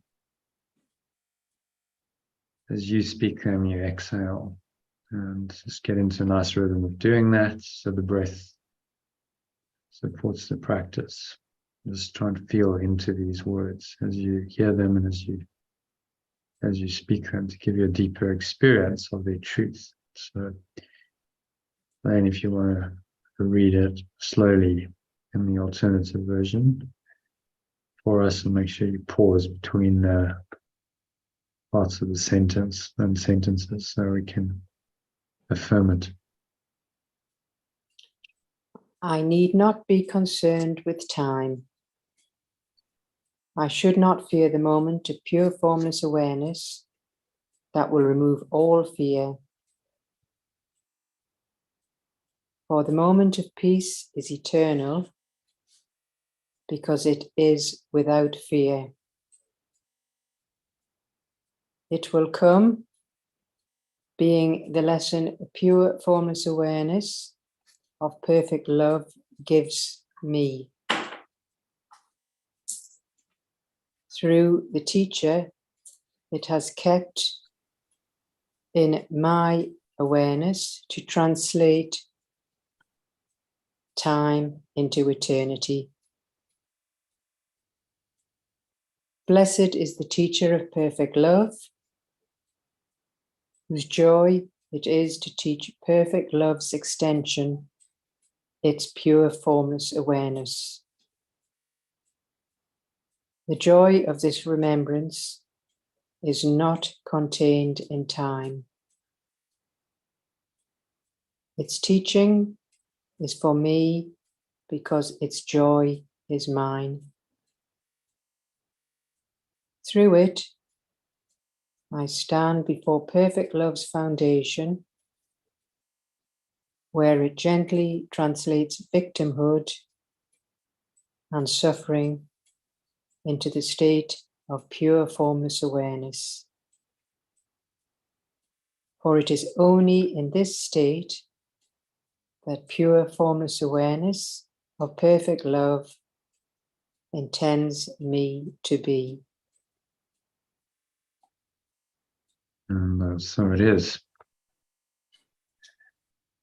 Okay, so how was that? Was that too fast, Christine? Were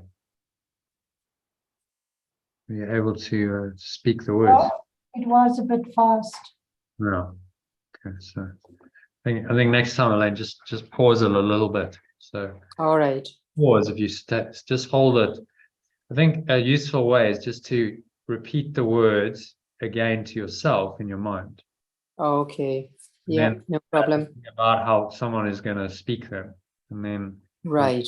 repeat that part of the sentence. No problem. Then go again. So it's probably just another second or 2 or 3, something like that. Yeah, Each no time, problem. allow people to do it in an unhurried way. But Yeah. well read, and you did that little translation on the fly, which is great. There's another correction there. 3, perfect love gives me. Right. Well spotted.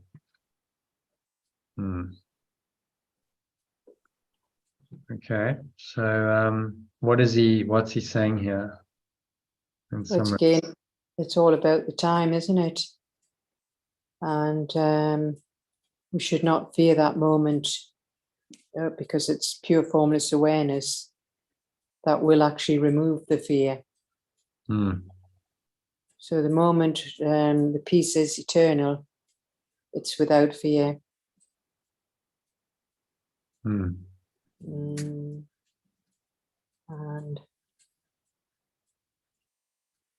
we have to stand in that perfect love's foundation where it will,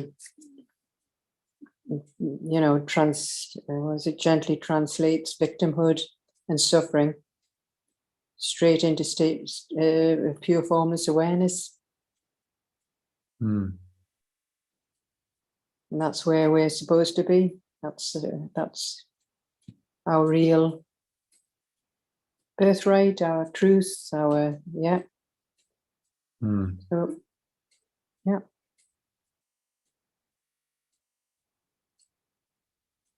Yeah. Lovely feeling when you can just feel into this and feel what he's talking about. So it's the translation of time and eternity. When we go into the holy instant, the perfect moment, and we experience joy that's not of time, not related to anything that happens in time. Because it's pure awareness, it's our true awareness that is beyond time.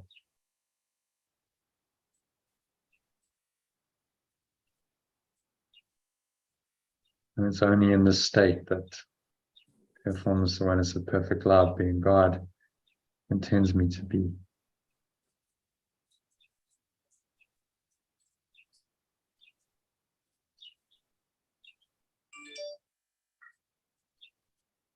So in the now, in the moment, only in the present moment can we learn this. I think that's really the key message of this whole section. Only in the present moment can we experience peace, love, and joy, which is what we really yearn for, and transcend fear, doubt, disbelief. Which is why the present moment, being in the now, is fundamental to all spiritual teachings and practices. They're all designed to bring you into the now so that you can access this awareness in the now and stop you from time traveling, stop the mind from going into the past or the future.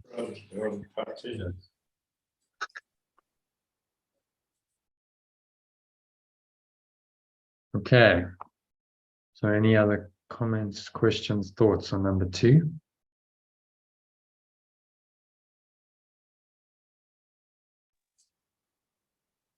No, it's perfect. Christine, you happy? Move on.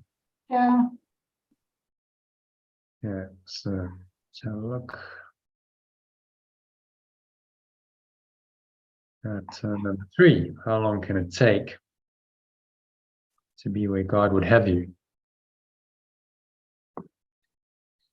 how long can it take to be where God would have you? How long can it take to be where pure formless awareness of perfect love wills me to be?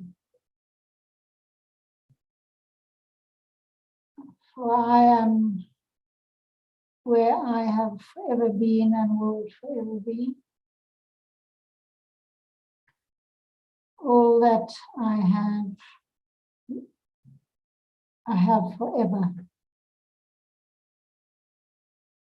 The blessed instant he reaches out to encompass time as God extends himself to encompass you. The blessed instant reaches out to encompass time. Blessed moment reaches out to encompass time as pure formless awareness of perfect love extends itself to encompass me. I have spent days, hours, and even years in changing my companions to my belief in separation in an attempt to scroll down, to support it and uphold its weakness. I do not perceive the source of strength.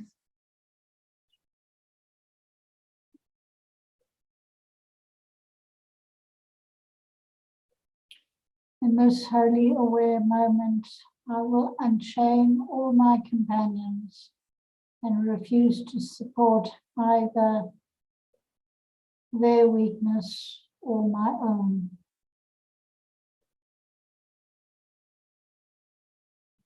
Unchain everyone. Unchain, free maybe? Release, Free or release? release.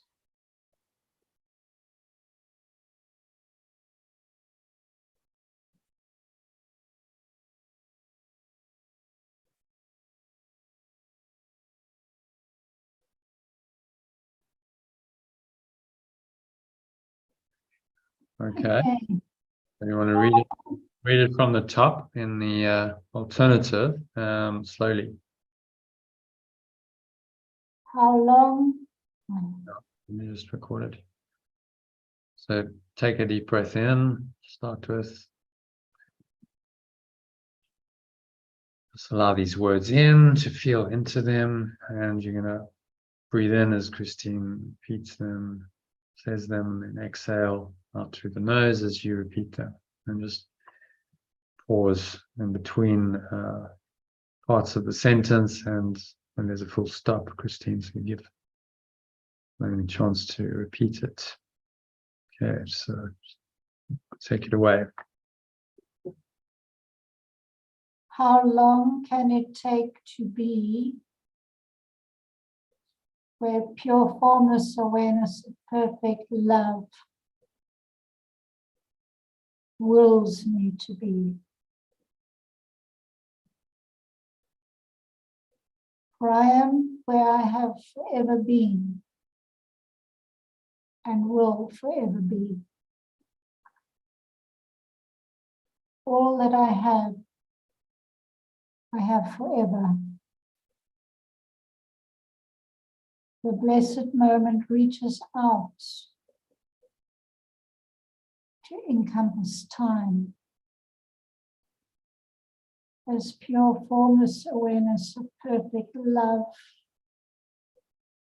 extends itself to encompass me.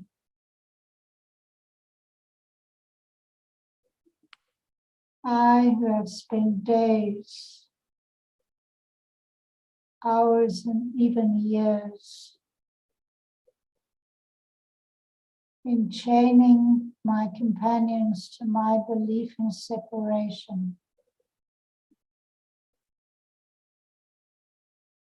in an attempt to support it and uphold its weakness, do not perceive the source of strength.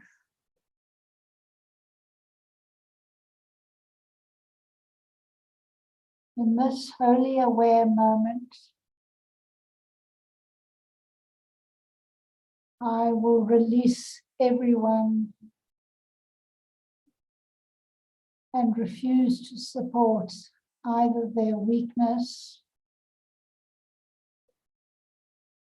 or my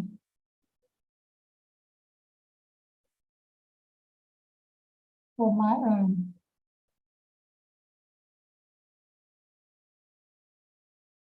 Oh, all right. So it is. So, what's he saying in summary of this paragraph?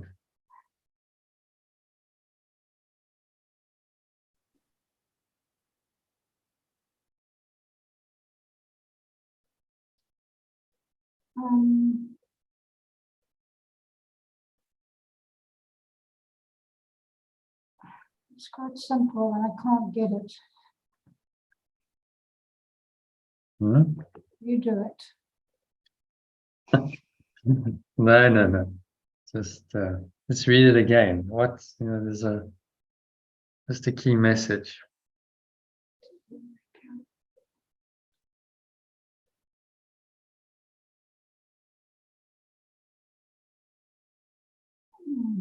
If I am in this moment,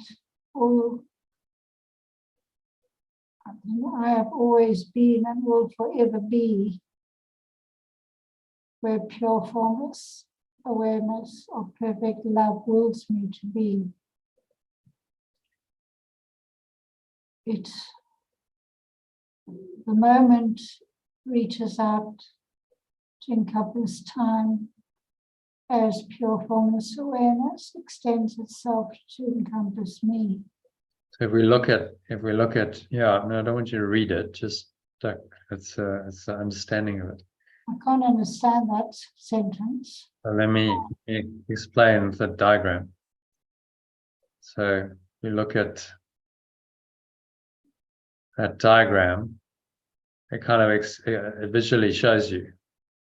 So when I go into the moment, I go up this arrow and I access this awareness. But this awareness transcends time. This awareness spans the whole of time. See? So I'm no longer limited just to my little timeline, my little life situation on my timeline. I go into an awareness that is all-encompassing, that's been there forever, that transcends the whole of time-space, that sits above it or beyond it.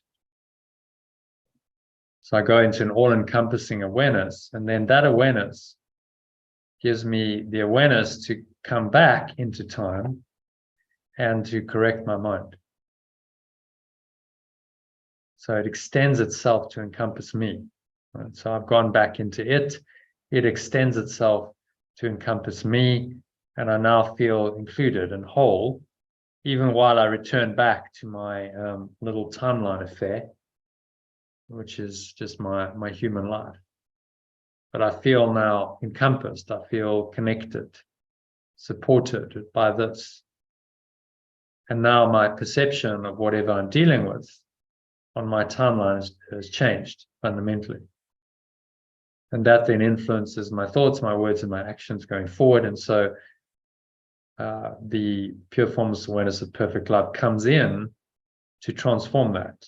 And my life on the time-space dimension changes because I've taken the time to go in and connect with it and allow that to come in to my awareness and express through me. So it's extended then, extends itself to encompass me. Oh. So it's like I reach up to it and then it extends itself to me. That's why it's a two-way arrow. I must make the effort to go in, to correct my mind, to still my mind so that I can access this. And then it comes to me as a feeling and as, intuitions, insights, inspirations can come. It would then be the other side of the arrow, which can give me very practical guidance in this world. Does that explain it better? Definitely, yes. So sometimes the diagrams are helpful because then you can kind of visualize it. When you go into the now, you access this vast, it's like going through a little doorway, a narrow portal, and then this vast expanse, like you opened up a door and then it's like, oh wow, there's a whole, world of light here. It's infinite. And that's what the now offers you, all encompassing. And that world of light has always been there. It's just got obscured because we went in this little narrow tunnel. Imagine you're in this little dark tunnel. And it's quite dark, and but there's a door on the side or at the end.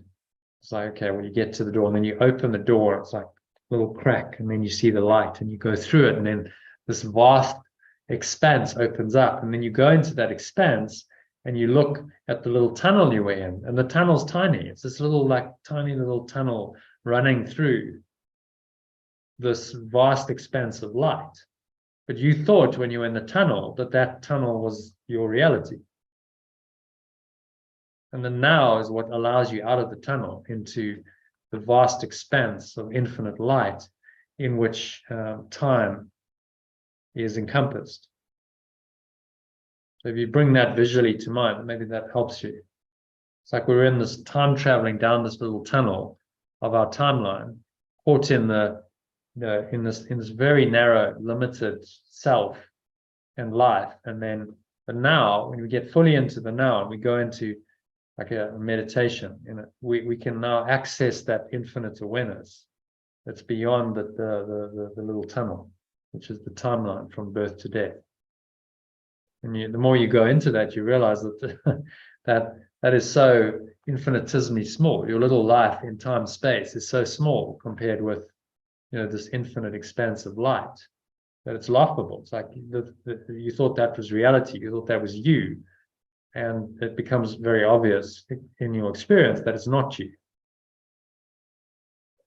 And the now offers you that experience. It offers you access to that awareness and that experience.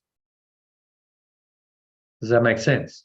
Yes, and then that expansiveness becomes you, and you bring it into your life.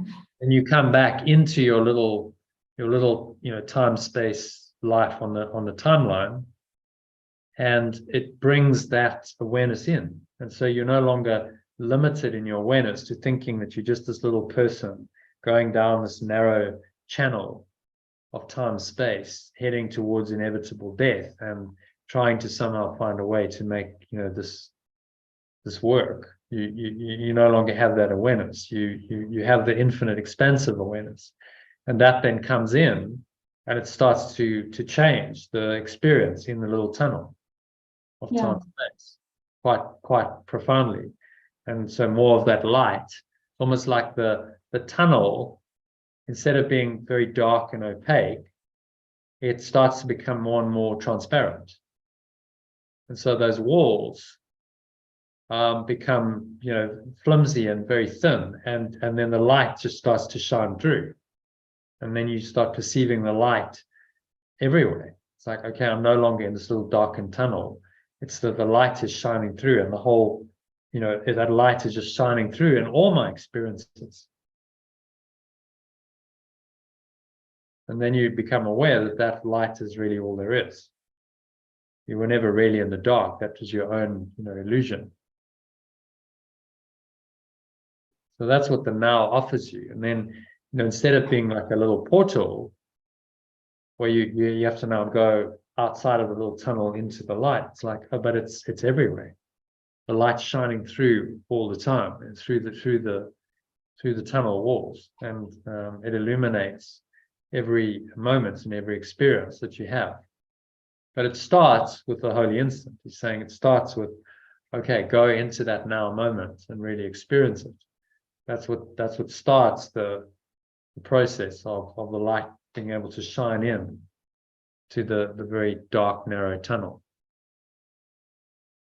And ultimately, the light, then just permeates the whole tunnel, and you still have some kind of experience of time, space, but the walls are pretty, diaphanous and transparent, and the light's just shining through. And then you realize that, eternity is here now. It never went away. Pure formless awareness of perfect love is here now, always. And you can never be separate from that. And that's then the enlightened state, calls it the stage of accomplishment in his developmental system. It's the final stage where you know that you are the light, you know that you're one with it, there's no separate identity anymore, and you just live in and by and through that light, and it guides you in all your thoughts, words, and actions, and you become done through by the light. You're then the avatar who's just downloading and streaming through the light into this world through your thoughts, words, and actions.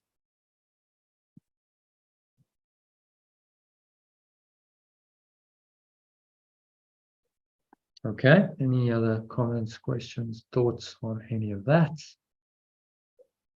Let's see, you're happy with the rest of it. So that's the encompassing bit. And the last bit, he's just saying, wasted time trying to, in my belief in separation, to uphold the weaknesses and neglected to see the source of strength that was available to me. and how we use our companions, my companions, or chaining others, in my belief in separation.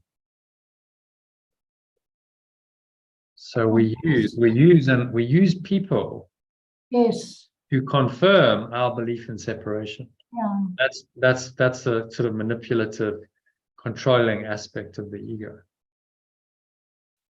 We use it to confirm that we must be a separate, special person because we perceive that in them. We engage in special relationships. And the only point of those relationships in the ego's view is to separate us, keep us in our separate self. And so I chain other people to my belief in separation. So once I get into at-one-ment and I release everyone, then that whole game of weakness and support others in their weakness and my own just falls away. Yeah. So there's no point in it. You realize it's a pointless game. It just is keeping you in the dark tunnel, away from your source, away from the light, and there's no point in that. So the relationships have to transform or be let go of. They can't, serve you anymore in their current form. And so sometimes that means you disconnect, you break apart, you say, I'm not going to spend time with you anymore. That's one possibility.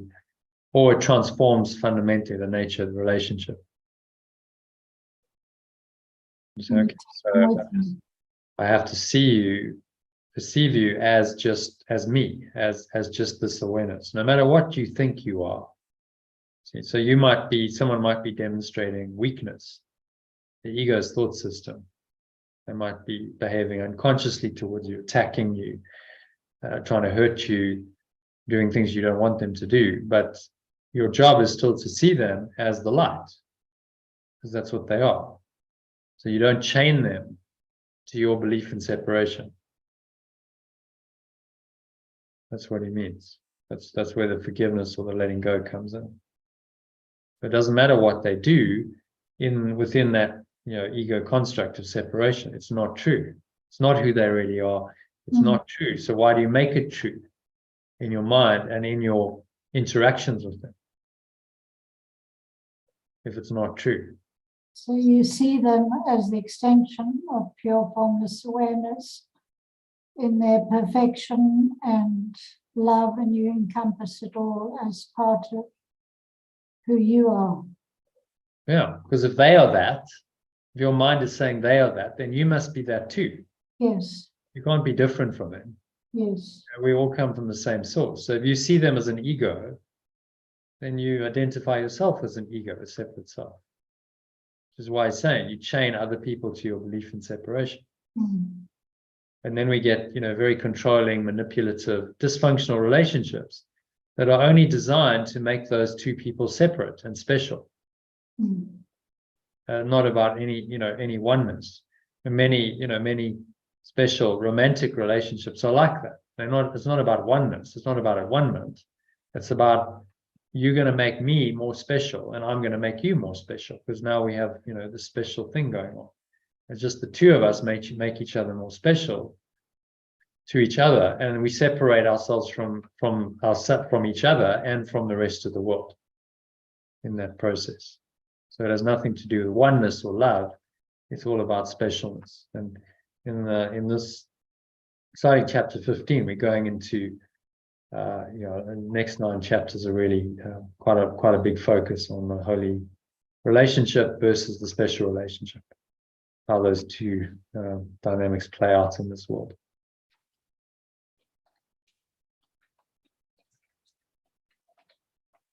And that's what he's referring to here. The holy relationship sees them only as one with you, irrespective of how they behave. That's the test.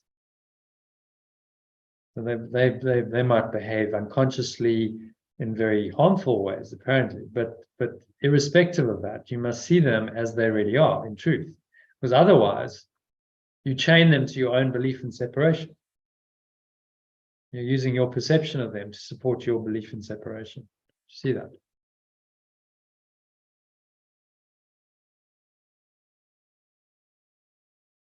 But only in the holy instant, in the moment, I can release them. I can free them, and I can free myself by bringing in the now, bringing in this higher awareness, pure formless awareness of perfect love in the moment, and allowing it to help me let go of my misperceptions of them, and free myself and them from those misperceptions, which are the chains that he's referring to, that bind me and them to the belief in separation and the timeline that's heading one way to death.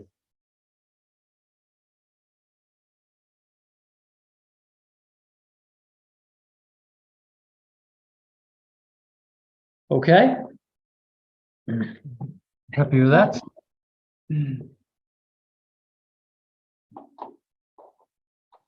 Shall we move on to number 4 then, paragraph 4. Quite a big one. If you can read that, you do not realize. Is that in the original and the alternative? Yeah. Needs both. Yep. Yep. You do not realize how much you have misused your brothers by seeing them as sources of ego support. You do not realize how much you have misused your companions by seeing them as sources of support. Oh, in the personal, yeah. Seeing them as sources of support for my belief in separation. And yeah, my companions. I make that perceiving them.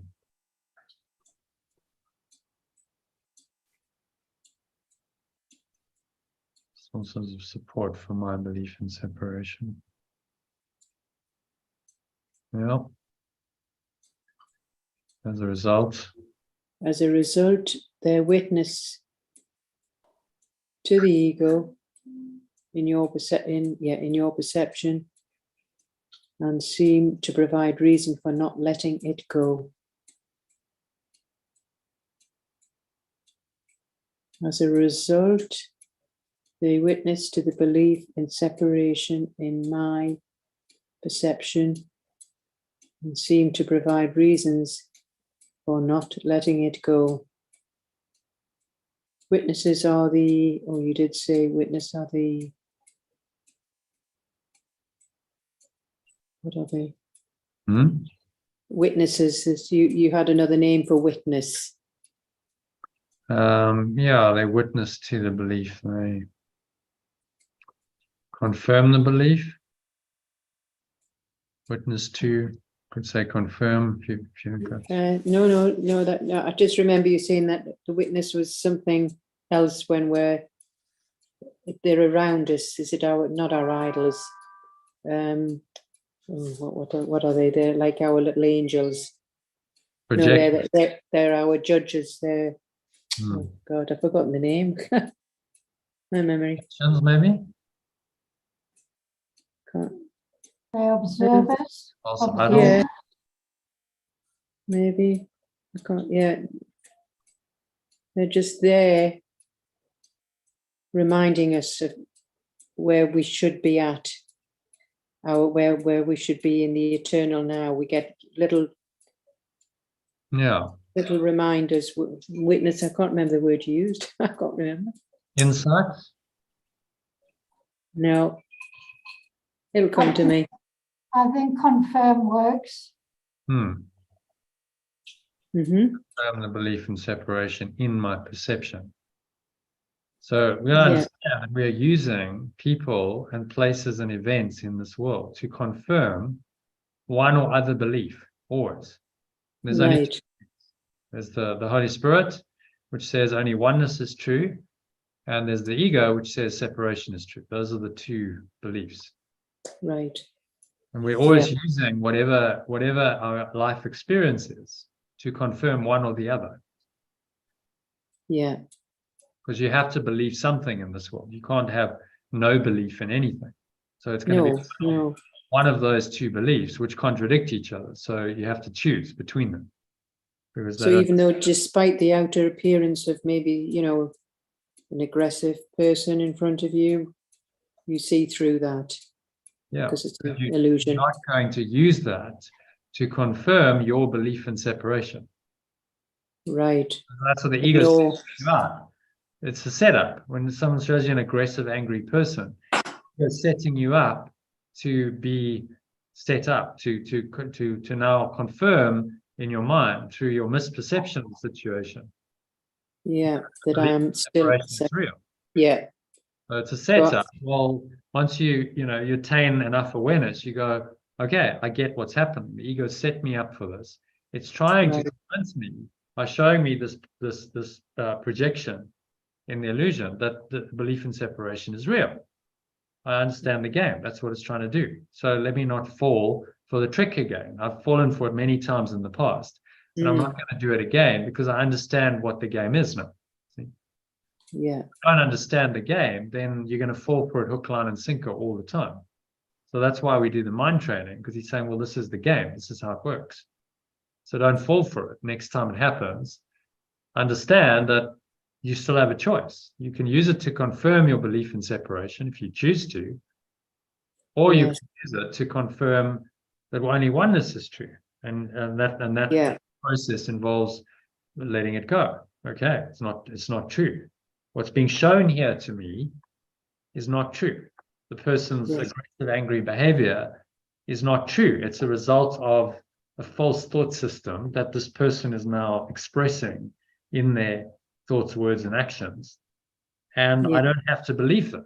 I still have the choice that, I can believe oneness now. So I must then deny the misperception and the falsity and accept, only the truth of oneness. And so then that situation is being used in my mind to confirm the truth of oneness, even though the opposite has been shown to me in the dream. And that process is called forgiveness or letting go. Yes. And I mean, obviously, there's a point where, say, I'm not speaking personally, but if it was abusive, then there would be another another response to that, wouldn't they? Obviously, you wouldn't accept abuse. No, you can still, perceptually, you change your mind. You go, I see beyond it. I'm not going to use this to confirm my belief in separation. So I'm not going to judge the person, condemn them, get angry, get upset. None of those emotions are applicable. I stay in my awareness, my true awareness, which is peaceful, calm. I'm above the battleground. And then from that place, I might then be guided to do something. Let's say, there's Somebody's going to hit you or something, you're going to get battered. Yeah. And then, you take appropriate action. You ask for guidance. And, you might leave the room, you might run away, you might call for help. Christine had a situation. Maybe you want to tell us. I remember, You had a yes. situation where you just, I remember that, you yes. forgive them, Father, for they don't know what they do. And you remember that in that moment. And it changed the situation. I remember that. Christine shared that. The blow didn't come because you'd remember in that moment. Yes. So in that moment, you used the situation, although it could have confirmed your belief in separation, you used it to confirm your belief in oneness and in a power beyond what was being demonstrated by the person.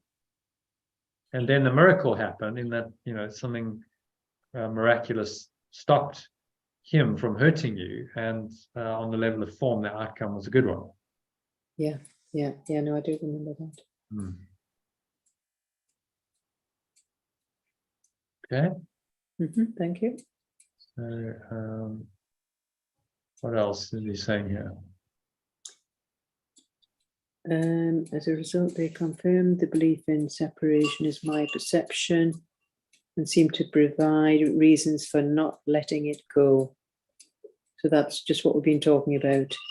Yeah, much stronger and much more compelling. It's a setup. We've been set up to be upset. Upset as a setup. It's always useful to remember that. Right.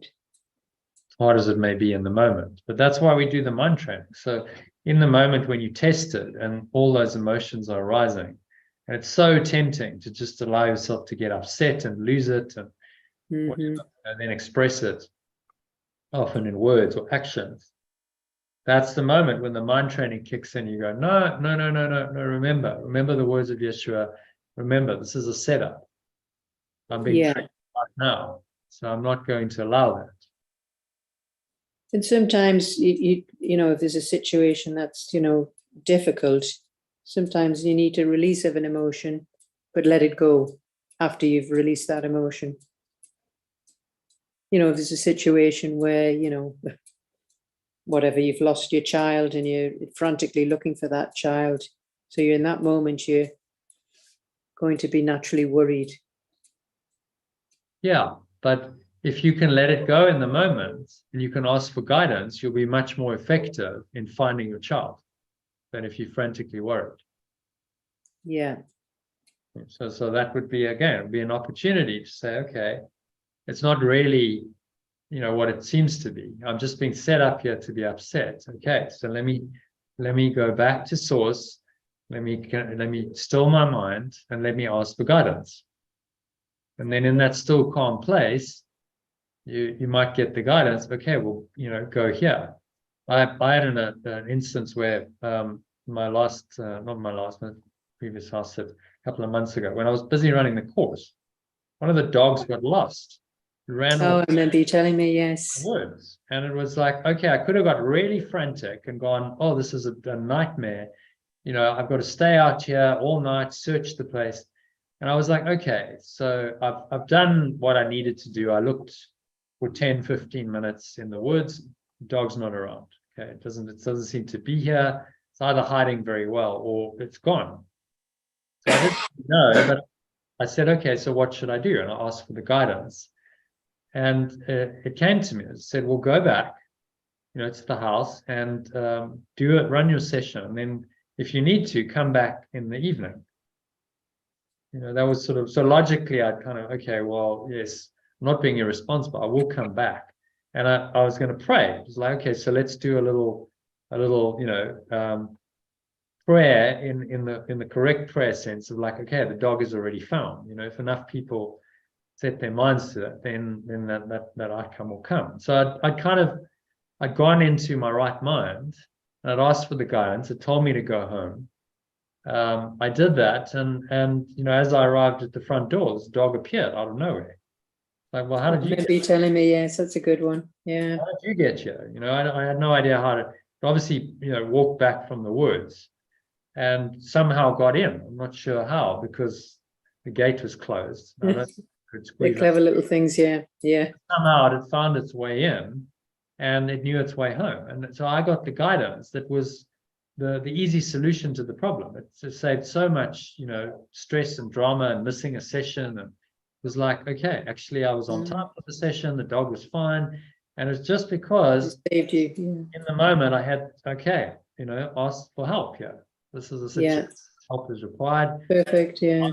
Guidance, and I was fairly calm. I could feel like my mind was wanting to get agitated, but it was like, okay, Right. Yeah. stay calm, because the Holy Spirit can always help you, whatever the fix may seem to be. Don't lose it. Yeah. And Well, so that's again. Yeah. you Yeah. That's interesting. Yeah. to stay in our right mind, no matter what the temptations. So losing your child would be another level of it. It's like, okay, well, this is now even more. On the ego scale, that's like a 10 out of 10.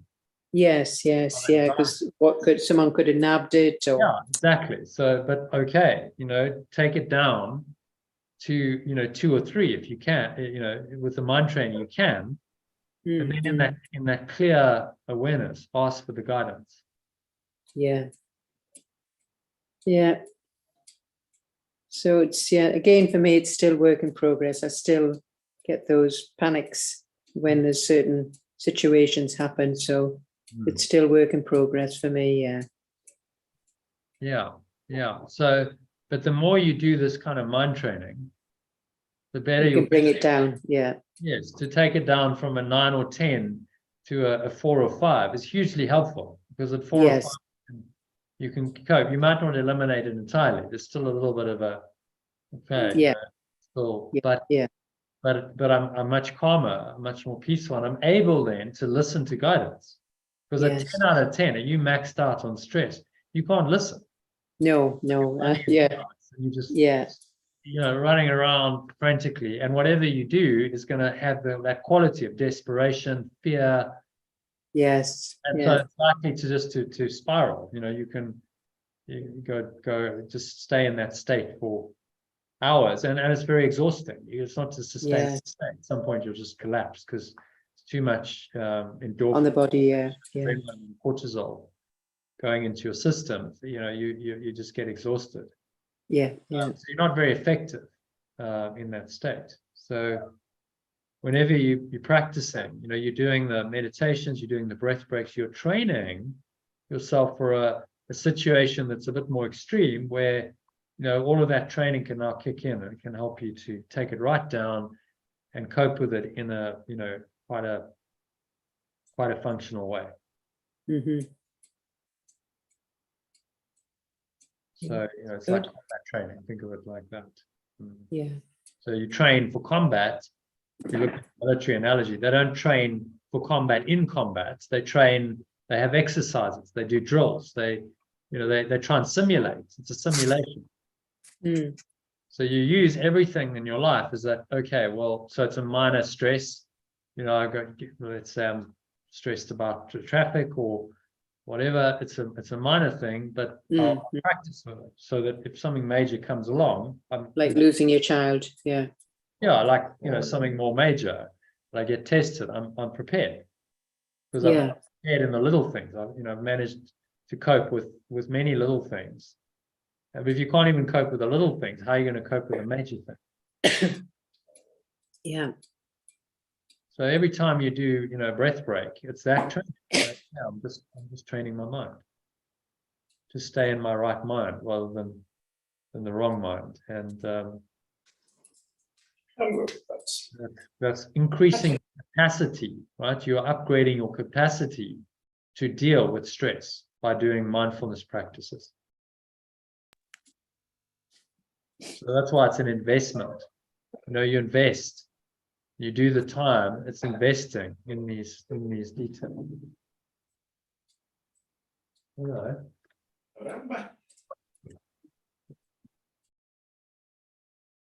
We had a walk, so I'm not sure exactly what you want now.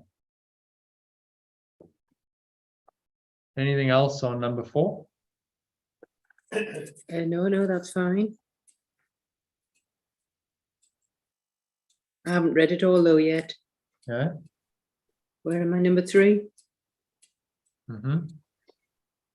Were we reading it in the alternative? Yes, we're in number 3, but I'm not sure if you still want me to continue in the original as well. Yeah, there's quite a lot to translate. So yet they are far stronger. Yet they are far stronger and much more compelling witnesses for the Holy Spirit.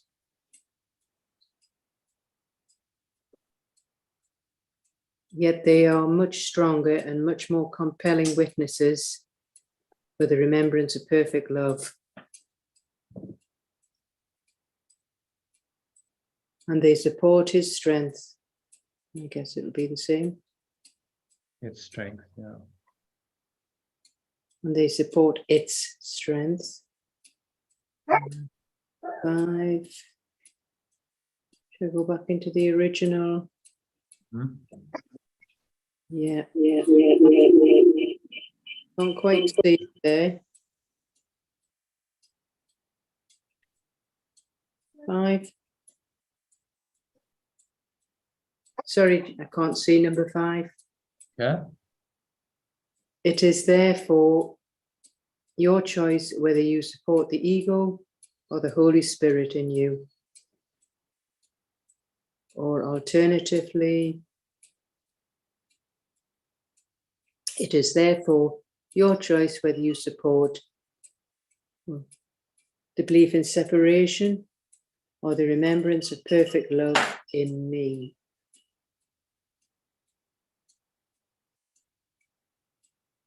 Shall I? Mm-hmm. And I will recognize which I have chosen by their reactions.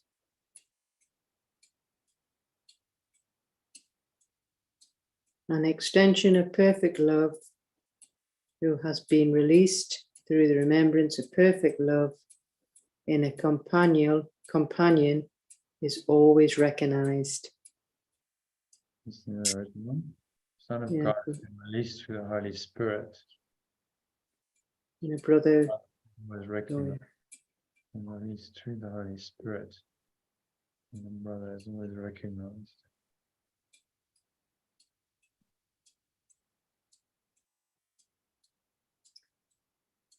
an extension. Shall we get on to number 7? An Yeah. extension. Yeah, this is extension. This is the one we've been doing. Extension of perfect love has been released. The Holy Spirit, remember, companion is always recognized. Yeah. So maybe we could personalize that and say, extension of perfect love has been released. So I, instead of is always recognized, passive, we can make it active.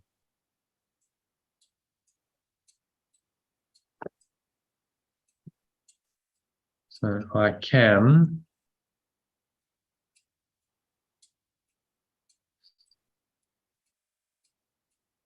always recognize. Extension of perfect love has been released to remembrance of perfect love and a companion. It cannot be denied, so I cannot deny it.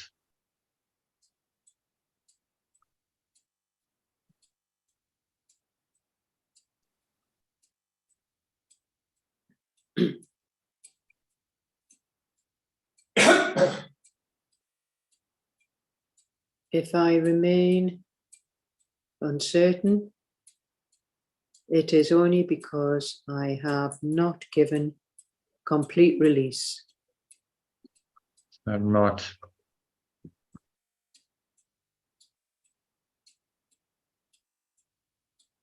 completely released.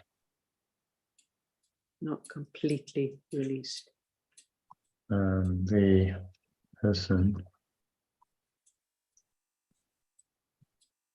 from my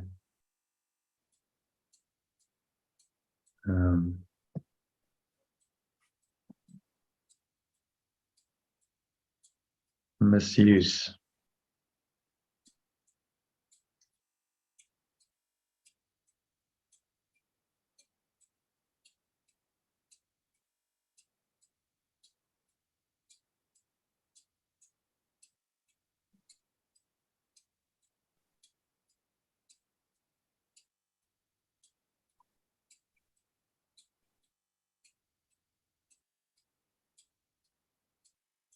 Not completely released the person from my misuse of our relationship. Confirm my belief in separation. Well, that confirms. As we added in a bit of extra, but does that clarify it more? I can always recognize an extension of perfect love who has been released through the remembrance. Oh, we're on number 8, aren't we? Where am I? Number 9. No. If I remain uncertain, it is only because I have not completely released the person from my misuse of relationship that confirms my belief in separation. My companion, let's see, my companion. So we used that in the previous one. For my misuse of our relationship.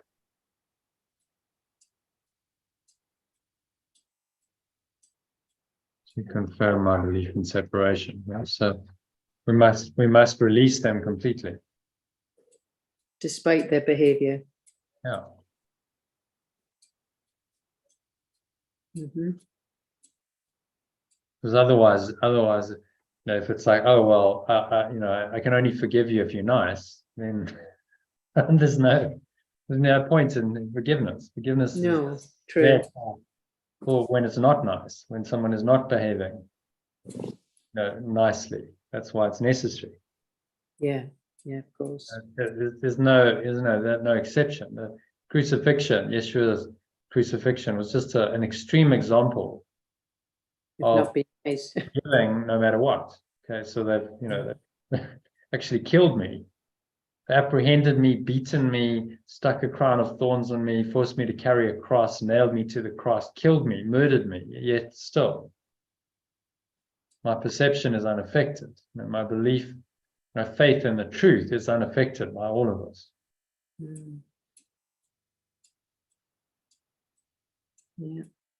So that's our he's our teacher, and he demonstrated by example. He said, well, even in that extreme situation, you can still choose to let any situation confirm your belief in at one month rather than in separation, even in the most extreme situation. Yeah.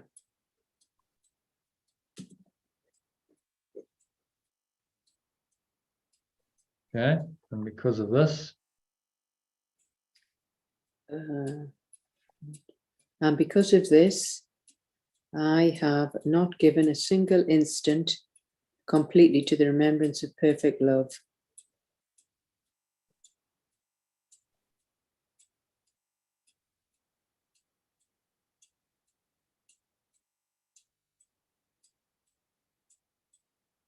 so this is quite, you've never done this fully. Sorry? He's saying to us that in our normal state of mind, the ego, we've never done this. We've never given a single moment completely over. No. There's always the blocks, the limitations, and then that is a peak experience. That's a mystic experience. When we really fully let go, then You know, that's a profoundly transformational moment in our lives, which we'll remember forever when you do that. Mm. Mm.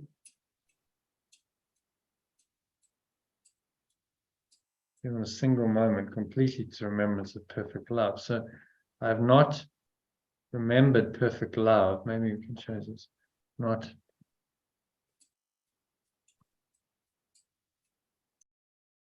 remembered perfect love.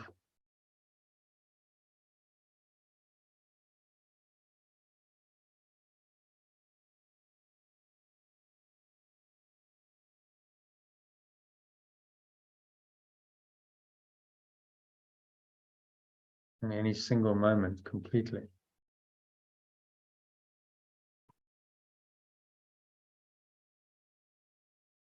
Not remembered perfect love completely.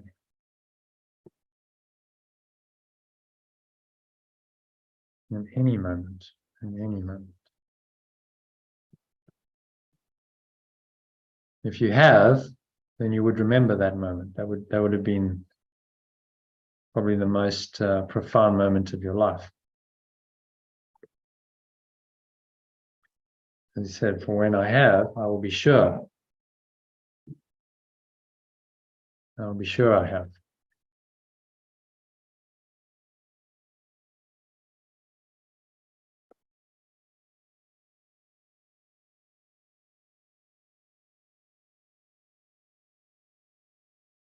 Yeah, I'll be sure because you want to carry on?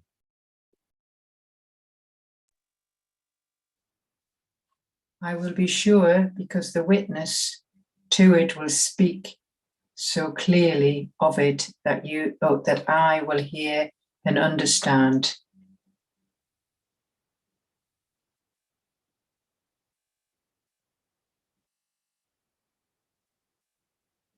I will doubt until I hear one witness whom I have wholly released through the remembrance of perfect love. And then I will doubt no more.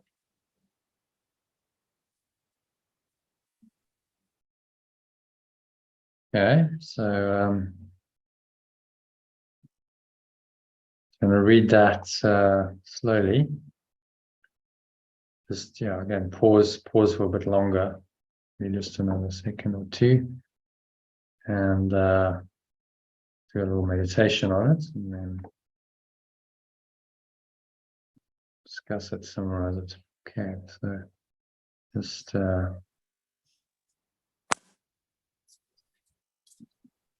which one are we?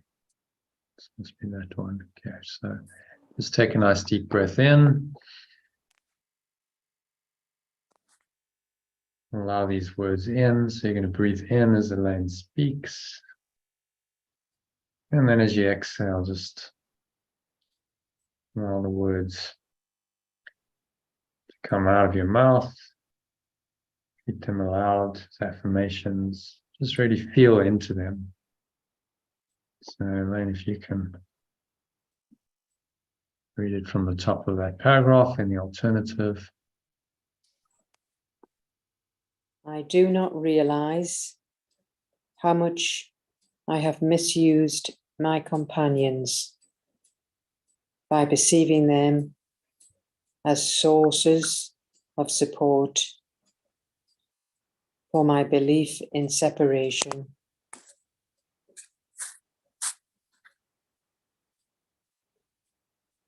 As a result, they confirm the belief in separation in my perception and seem to provide reasons for not letting go.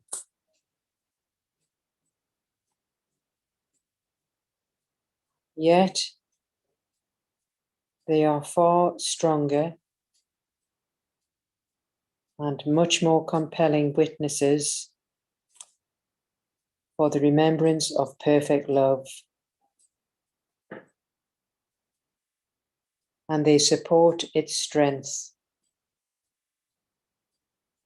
It is, therefore, my choice whether they support the belief in separation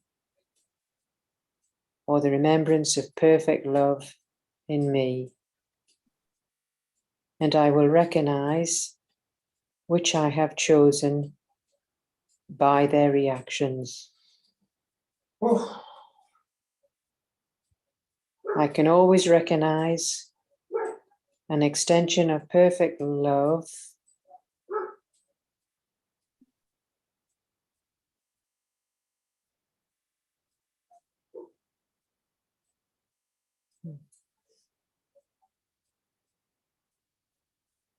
sorry, lost.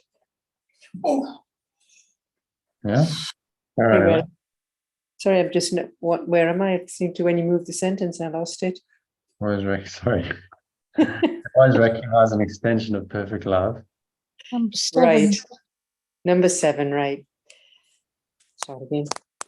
I can always recognize an extension of perfect love who has been released through the remembrance of perfect love in a companion.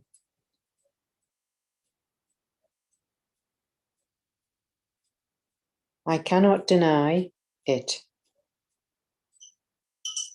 If I remain uncertain, it is only because I have not completely released my companion from my misuse of our relationship to confirm my belief in separation. And because of this, I have not remembered perfect love completely in any moment.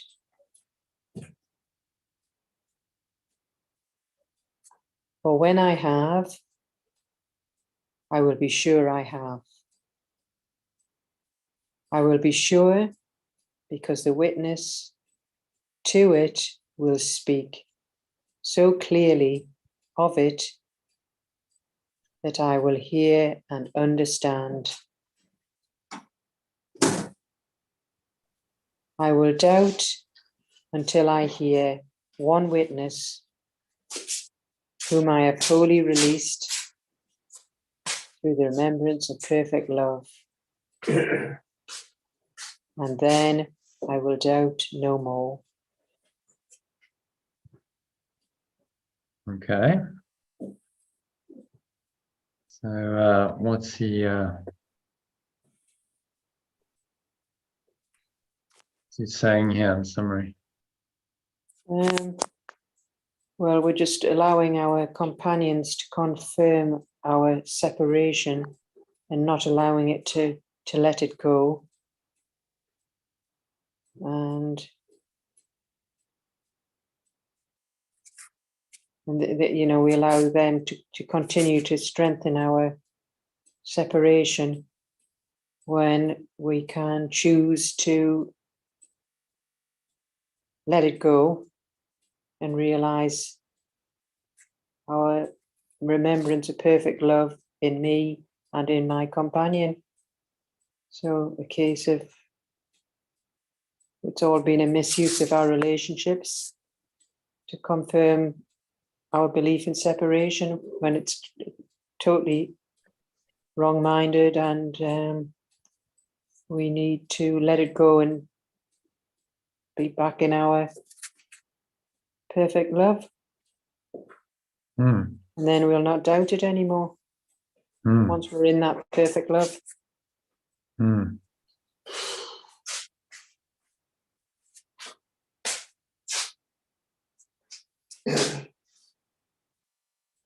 The end of doubt. He's saying we only doubt because we still want to hold on to our belief in separation. And then when people come in with confirmation of that, we fall for it, hook, line, and sinker, and we go for it because that's what we want to believe. Because we're still in, We're still invested in that belief. Because remember, it's our own separate self that wants to survive. And so it needs these people to confirm its Yes. separate identity. And the Alright. stronger it gets, Mhm. the more we are trying to get to our natural state. I've noticed I'm getting more dramas the more I'm training my mind. Hmm. So the ego will come up to try and defend itself, and it's going to try and pull you back into the belief in separation. Yeah. And so it's got to amp it up, hasn't it? Oh, Okay. yeah. You're not believing in the minor things. So okay, well let's amp it up a bit. Let's up the stress, the apparent stressors in the environment, so that it tempts you to believe in separation in that instance. Yeah. That's exactly what you want, because then it reveals itself. So now you get these greater and greater tests, and every time you let it go, you undo more of the belief in separation. Mm. And it's sort of hitting your sort of weak points, like me with pets, or, Yeah. home, and all of those things all Yeah. are getting threatened. And Yeah. so it's interesting. Yeah. Yeah. But that's exactly what you need to learn. See? So now that brings up your fears and all of the the doubts that he's talking about, to be brought up to the light so that you can be aware of them and release them. And then as you do that, you're undoing the ego. So it's participating in its own demise. The more it manifests the dramas, the more it's actually allowing you to undo it. Which is why the Holy Spirit is ultimately going to win. Yeah. Doesn't matter what the ego does, all it can do is project more and create more drama. The Holy Spirit can always reinterpret it, saying, well, it's just not real. None of it's real. Yeah. And as it comes up in the unreality you become aware of the unreality of what was previously real to you. Or special. Yeah. Then you let go of the belief and all the emotions that support those beliefs. So you dig into, show you this diagram.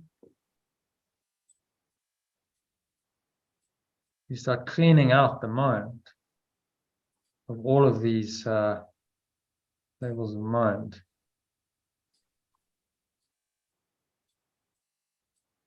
Perception, emotion, thought, belief. So you start cleaning out in your mind the beliefs that underpin the ego, the thoughts, the emotions. You dig into your mind, and eventually you get to the point where there's no more desire for a separate self. The more you let go, the more you realize, well, it's just a desire still to be a separate self. That's the problem. But it's hanging on to the special things, you still hanging on to dear life for the, my special dog, or the two special kittens that are still remaining.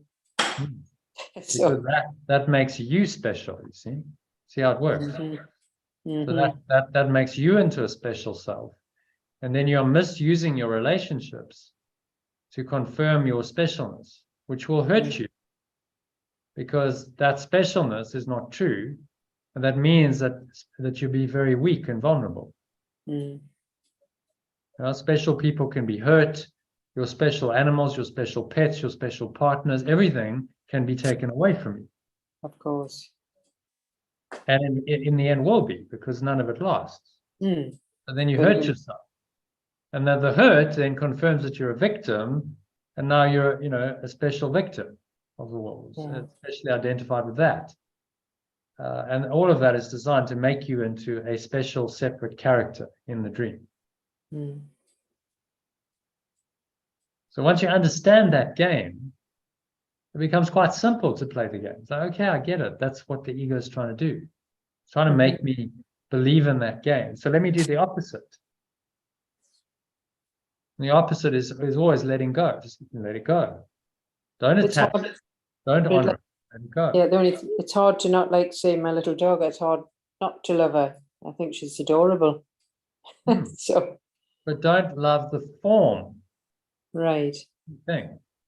Yes. You're attached to the form. You go, it's the little dog that's real, and I love this special little dog. Then you set yourself up for pain because the little special little dog is not going to last. No. So if you can go beyond that and go, actually, there's an awareness in the dog Mm-hmm. that is my awareness. It's really the same awareness we have. Yeah. And I recognize that awareness in the dog and in my husband and in everything and everyone. Now I can't lose it Right. because it's everywhere. It's not just in the special dog, Or the special person or whatever, yeah. the special person. It's everywhere. That awareness is everywhere, and I can perceive it everywhere. Mm. So it must be in my mind as well. Yeah. So I'm teaching myself that awareness is always there, and it cannot ever be taken away. I can't lose that awareness. Right. And then I become invulnerable in the world. And I'm like, well, it doesn't matter. Forms will come and go. People, dogs, houses, cars, whatever, objects, they come and they go. Nothing lasts Yeah. permanent. But the awareness that I am and that everyone really is doesn't come and go. That's permanent. That remains always. So now I can't lose. The form's changing all the time, but underlying all form is this awareness that is eternal, that doesn't change. Now I can't lose. If I'm identified with that awareness, I can't lose. There's no sense of suffering or lack or loss, because while the forms come and go, I never lose sight of the truth that the awareness is still there. Mm-hmm. Even when something in form is dying, the awareness is still there. Just that entity has had its time, so it lets go of its physical body and goes back into incorporeal, as an incorporeal awareness. That's all that's happening. Mm-hmm. But nothing's really dying. Nothing of reality is dying because the body was never real. And the entity, the seeming, separate entity, was never real. Your little dog, husband, nothing here is real. No individual entity, whether person, animal, plant, none of that's real. Because it's all a manifestation of separation. Projection of the idea of separation outwards. So it can't be real, because the idea is not real.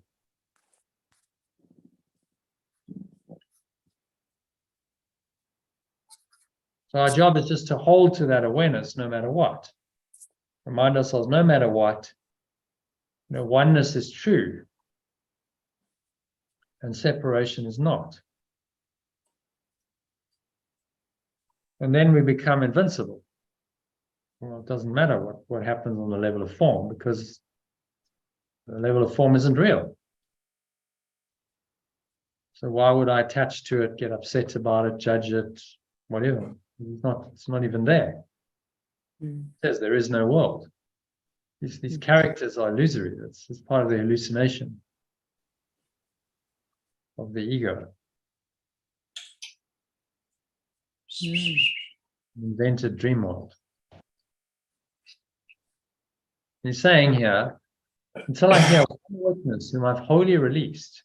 So when I wholly release anyone and I see the light in them, I see this true awareness in them, then I see it in myself. See it in myself. And then I'm free. Once I have that awareness, I'm free. And then I have no doubt anymore. So it's saying every person offers you that opportunity. They can be the one person in whom you see pure formless awareness of perfect love, completely holy. And when you perceive it in them completely and holy, you must experience it in yourself. Yeah. And so they are then the key to your release. Every encounter with another human being is an opportunity for a holy encounter and your freedom and your release from imprisonment of the ego's belief in separation. So the test is really to do it with somebody, though, that is what you class as unpleasant or aggressive or Yeah, negative or yeah, that's the real test, because it's easy to do with someone who's kind and yes, Nice. yeah, yeah. yeah. Exactly. Yeshua said, to say, love your enemies. So it's easy to love someone who's been kind to you and nice, but not so easy to love your enemies. They're No. being, hurtful and unkind, because Yes. they are demonstrating then to you the ego's thought system, tempting you to believe in it. Yeah. So your own belief in separation is going to be strengthened when you believe in what they are demonstrating. You say, yes, you really can attack me. You really can hurt me. You really can be nasty and unkind. You reinforced your own belief in that thought system of separation in which all of that becomes possible. Mm. Or you deny it. You say, no, it's not possible. It's not real. So whatever they're demonstrating is something true. So why am I then going to react to what's not true? Right. If you really understand that it's not even there, that it's untrue, then reaction becomes impossible. Why would I react to what's not even there? Mm. So this is the metaphysics behind it. It's not really there. So why are you reacting to what's not there? But to remember that in the moment of temptation is the key. It is. Okay, so it seems to be the illusion is tempting you to believe in the reality that it's showing you, but you have to remember that it's not real, that you're in a dream, that it's a projection of an insane mind that has disconnected from its source and has therefore no reality. Because what is disconnected from the source of reality cannot be real. It has no reality. Just seems to. The projections are designed to trick you into believing that it is real. And that's the veil of illusion that's been cast over the world to trick us into believing that it's real. Mm. So we just have to, don't fall for the trap. Don't fall into it. Right. Remember that it's a setup. You're being tricked.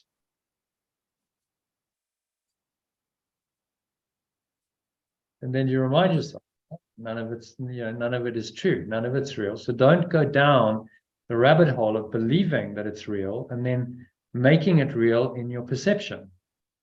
Mm. And you do that by thinking about it and by feeling emotions about it. We make it real.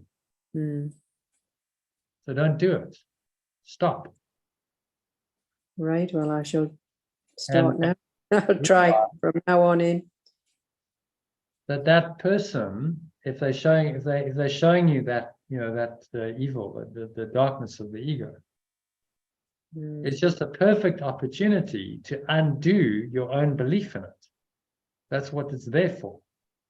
They are offering you that opportunity to release yourself in that moment, and them, and in fact the entire sonship in that moment of release, because you So then thank them for awareness of pure formless awareness of perfect love, and that is the whole point. That's what that's the bit where thank them for showing me my shadow on the when we did the 6-week course. Yeah. Because they're showing me my shadow. Yes, that I need to release. So they are then helping me to free myself from this insane drama that the ego has sponsored. Mm. And if I can recognize it, then every person can offer me that opportunity. Yeah. Right. But it requires just a vigilance and Vigilance. Oh, yes, it does. to not get sucked into the form and okay, the person's just behaving unconsciously, then I get upset. No. Remember the truth that they are just showing me in the shadow and helping me to release it. That's Right, what it's well, there for. practice, practice. Yeah. But fortunately, life will give you lots of opportunities to practice, because a lot of the time people don't behave nicely. Mm. So you get these Or things go wrong, yeah. Yeah. so that those are your opportunities to practice Right. and to, in the process, undo the thought system of separation, which is the whole point of your life. So Right, it's through those situations that you awaken, yeah. not in spite of them, but through them that you awaken, which then gives your life the only meaning and purpose it will ever have Mm.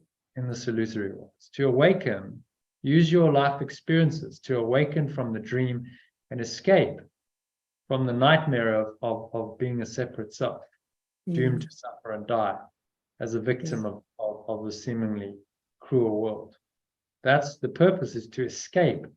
Through the experiences you escape. So then you see your life has a purpose and a meaning. It's not the purpose of the meaning you thought it had. But it's there to help you to free your mind and escape completely and return, back to pure formless awareness of perfect love. That's what it's there for. Nothing else. That's all it's there for. Mm-hmm.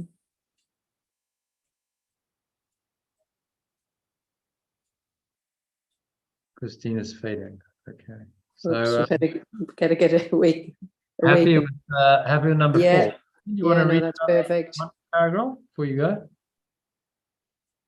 Is Christine going to help me? I was just going to have a glass of water there. Oh, the holy instant has not yet happened to you. Christine, you want to read number 5 for us? I'll just stop the recording. Number 5, the holy instant has not yet happened to you. It's quite a short one, isn't it? It is indeed, yeah. It's only a few lines. So. I'm lying down, so it's helping my neck to settle. Okay. The holy instant has not yet happened to you. The holy instant has not yet happened to you. So the To me. innocent, well, we can translate it as the innocent moment or the wholly aware moment. I think wholly aware is nice, isn't it? So this wholly aware moment, they call it in the East a moment of Satori. It's like an insight into the eternal. Gives you this kind of download insight. You go, wow, I just see it. I experience it. That's a wholly aware moment or holy instant.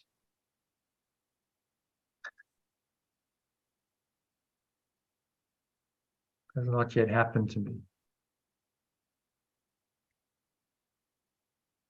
The wholly aware moment has not yet happened to me, yet it will, and I will recognize it with perfect certainty. No gift of perfect love is recognized in any other way.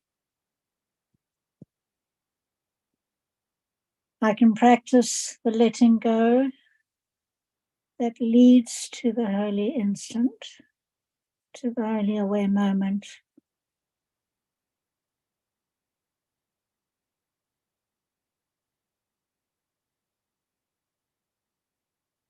And will learn much from doing so.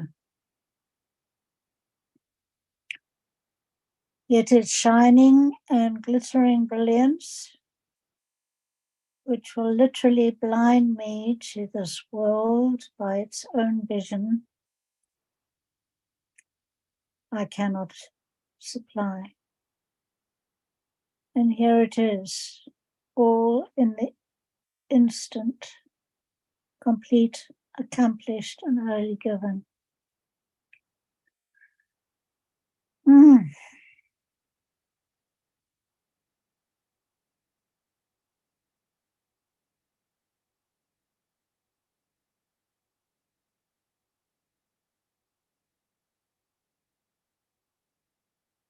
Here it is, all in this moment.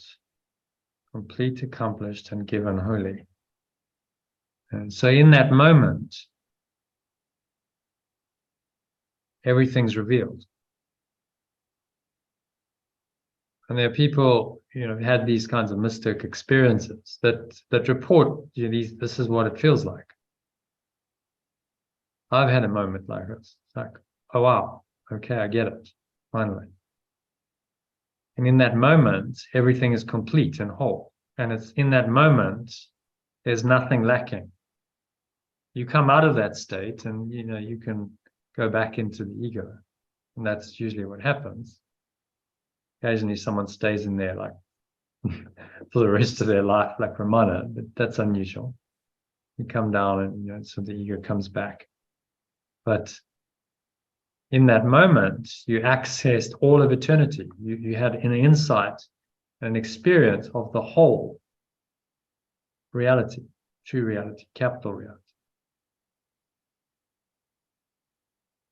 And that's life-changing. You have one moment like that. It transforms your perception of this world because you realize that is reality and this world isn't.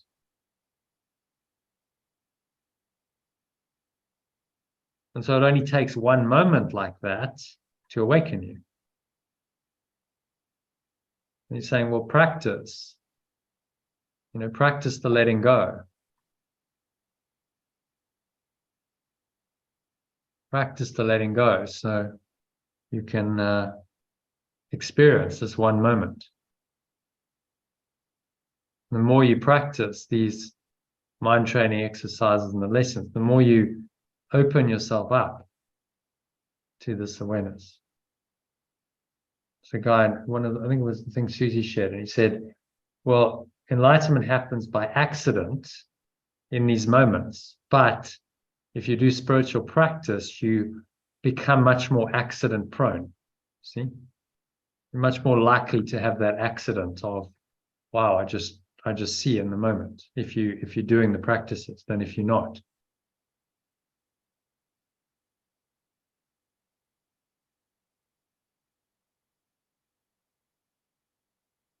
So he's saying, this just prepares us, doing the letting go, doing the disciplined spiritual practice, prepares us for a holy instant, a wholly aware moment where everything's revealed. And you go, oh my goodness, that's just extraordinary. And you just never know when that's around the corner. So, in the meantime, you keep practicing and you keep changing your mind and changing your perception. Like taking these little baby steps by practicing. You open yourself up to, these kinds of mystic experiences happening in time when they're meant to happen. So that it's not under your control when it happens.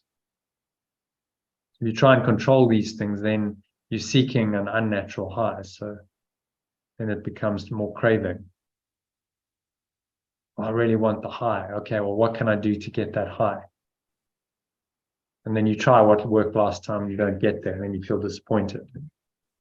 So then the egos come back, and you're back in craving on the one side and grievances on the other.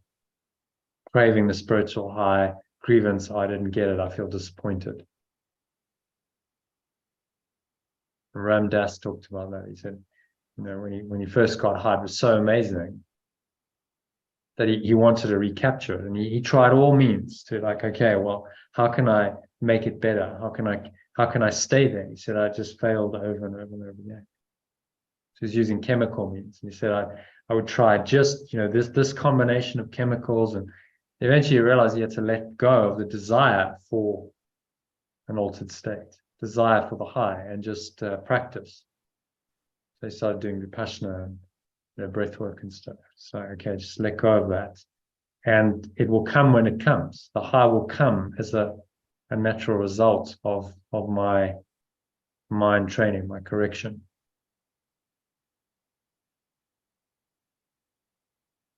Okay, so no, don't you want to read it for us, Christine? Okay, maybe not. So he's obviously tired. So do you want to, Elaine, you want to read that? In fact, I'll read it to you. How about that? Yeah, that'd be good. No. Okay, so just make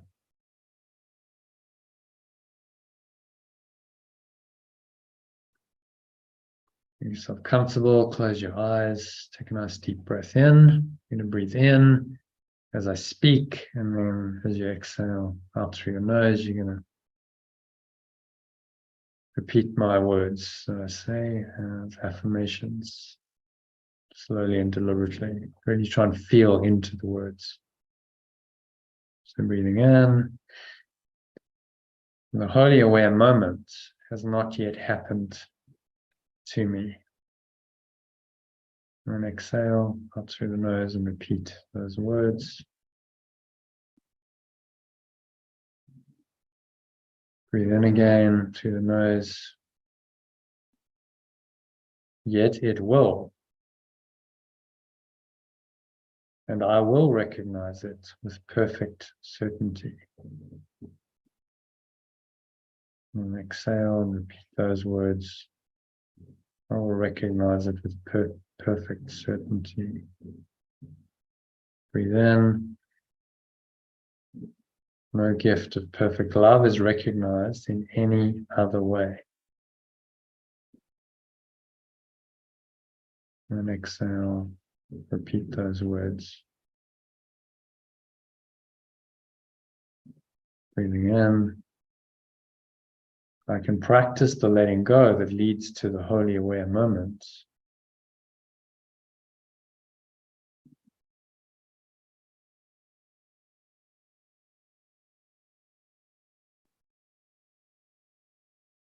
And we'll learn much from doing so.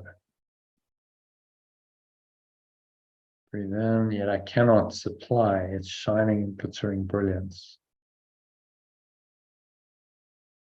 Breathe in that glittering brilliance, the light. And exhale, repeat. I cannot supply its shining and glittering brilliance. Breathe in again, which will literally blind me to this world by its own vision.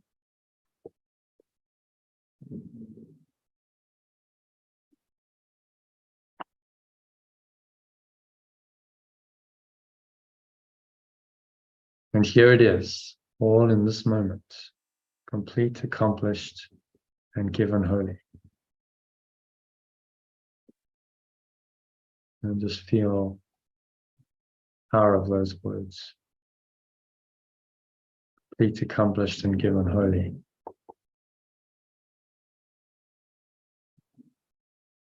So it is.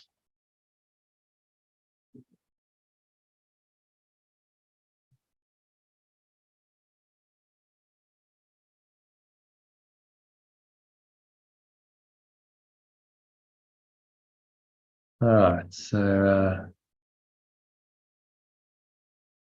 bring up the final paragraph.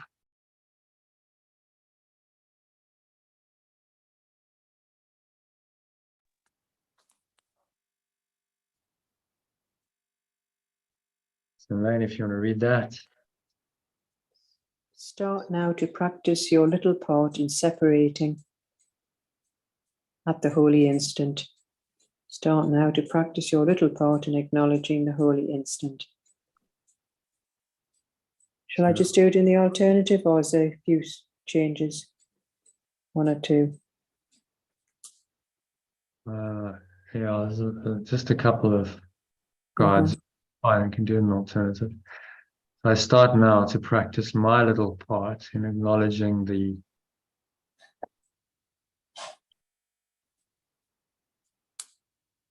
only aware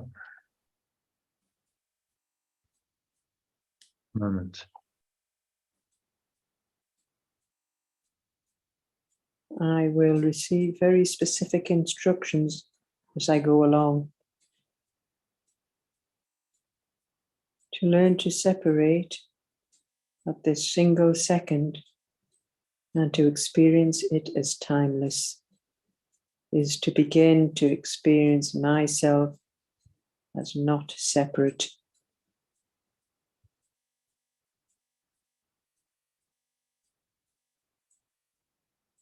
I am not afraid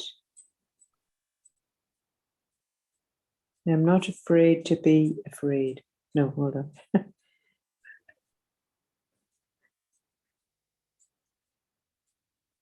I am not afraid that I will not be given help in this. The remembrance of perfect love and its lesson will support my strength. It's only my weakness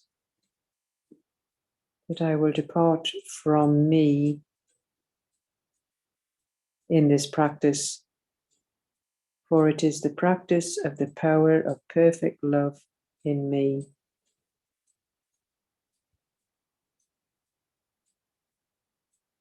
Use it, or I use it. If I use it, but for one instant, and I will never deny it again.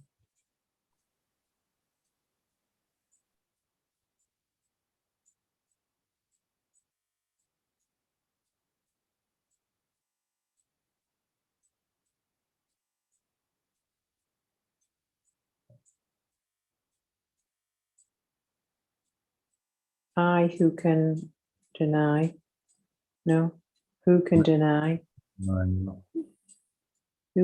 who can deny the presence of what the universe bows to?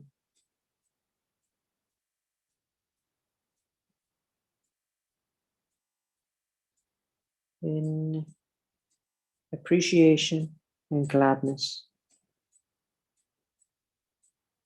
To change joy, bonus to joy. Yeah.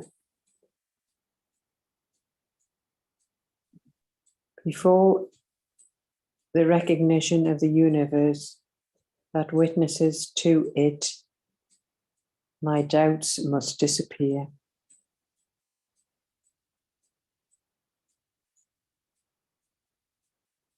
The universe translates as reality, or the recognition of reality that witnesses to it. As that witnesses in again.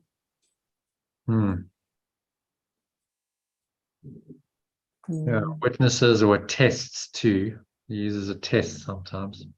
Right. To it, but I think witnesses to it is right. Yeah. Witnesses to it. So situations throughout the day that are happening to you, that's a witness for you to recognize your pure formless awareness. Yeah, so it becomes an opportunity to do that. Whoops, what's happening? Not sure what's. My doubts must disappear before the recognition, the reality that witnesses to it. To this presence.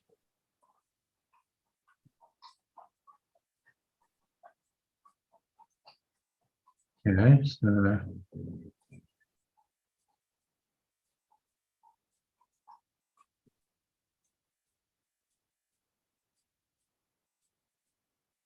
I'll start now. I start now and I'm not keeping this. Okay, so what's he saying here? Well, we need now to start acknowledging our holy moment, holy aware moment. And we're going to be given instructions along the way. And to separate out the second and to experience it timeless to be. And I'm not, this moment, I'm not going to be afraid. Oh, and I will not be given help in this. Sorry, I am not afraid, and I don't know what that means. Not afraid that I will not be given help in this. So I'm not afraid that I will not be given help. I will be given help. Oh, yeah, right. I've got you. I had to think there. How about Right. we can change it to I am certain. Yeah. Yeah. certain that I will be given help in this. Yeah, that's better. And the perfect love lesson will support my strength. So being in this perfect nowness will support, it will give me all the strength I need. And in my weakness, it's only my weakness that will depart from me in this practice.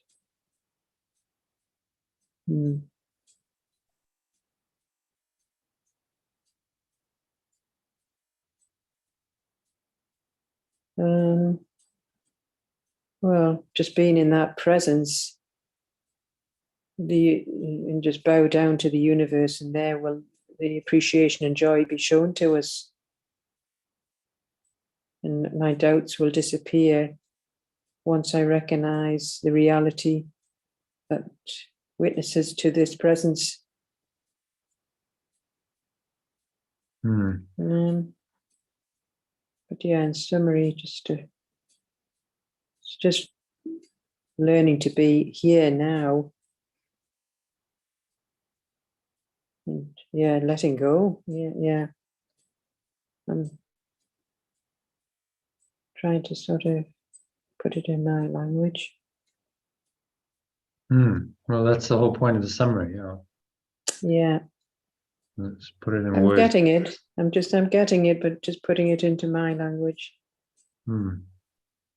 It's all about practice, isn't it? To get into that moment, that real glorious moment that'll release us from all of our separated, silly self.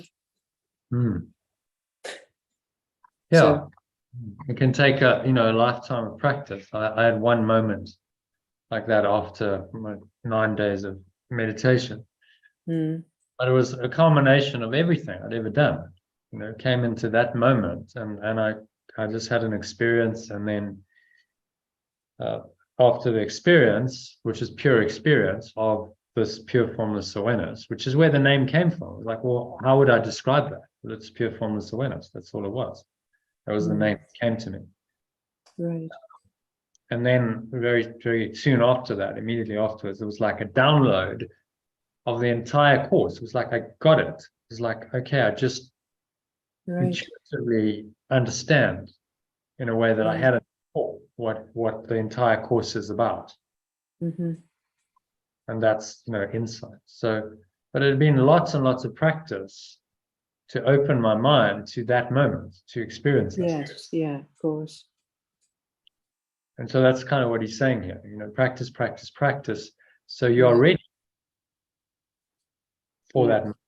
So you're practicing getting into the now. You're practicing letting go of your ego, systematically, and then these So kinds like Susie, like Susie says, are more likely to happen then. Yeah, the accident. Yeah. It'll not be accident. You've got more chance of it being accidental, yes. If you're practicing, So like it happens, you can't say when it's going to happen. It's no accident. But you're more likely to be accident prone if you're doing these the spiritual practice. Yeah. You're giving the opportunity for it to, the likelihood goes way up for it to happen than if you don't practice. Yes. Yeah. So it's the way of mastery, which is what this Art of Letting Go course is teaching, is you do disciplined, systematic, progressive spiritual practices to open yourself to these kinds of experiences, which will then happen so-called by accident. You're not in control of when the mystic experience. No, of course, yeah. But because you're doing the practices, you are allowing yourself to become. You're opening up more to it, yeah. I understand. Yeah, that's kind of what he's saying, and that's in your control. Doing spiritual practices is something you can choose to do or not do. So then you are, the way of mastery is like I'm consciously participating in my awakening. I'm not just waiting for some kind of miraculous accident to happen for me to Yeah. wake up. I'm consciously, systematically, progressively training my mind so that I am much more likely to wake up. Yeah. Yeah. And I get these little moments, whenever I correct my mind, it's a little moment of insight. It may not seem to be significant, but a little change. Oh yeah, I get that. Yeah, no, I have seen those moments. 5 degrees, a little Yeah, change, just small, tiny moments. Yeah. a little tweak. And, I'm either going in the one way or the other. It's a 1 degree correction, maybe, but I'm either going Yeah. towards oneness or I'm going towards separation. Yeah. Keep doing that 1 degree at a time. Those paths are very divergent and they go in opposite directions. Yeah. Doing that day after day, then 6 months or a year down the line, I'm in a very different place, depending on which guide I followed. Yeah. I've got you.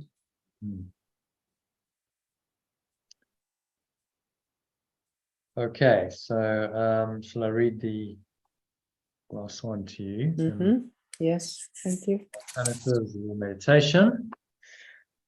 So just close your eyes, take a nice deep breath in and out. Just breathe in as I speak the words.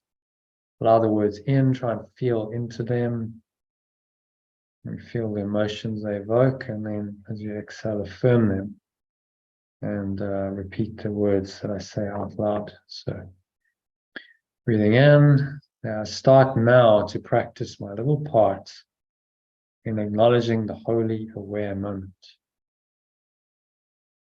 And exhale out through your nose and repeat that. I start now to practice my little part in acknowledging the wholly aware moment. Breathing in again through the nose. I will receive very specific instructions as I go along. Exhale and repeat that. Breathing in again. To learn to separate out this single second. And to experience it as timeless.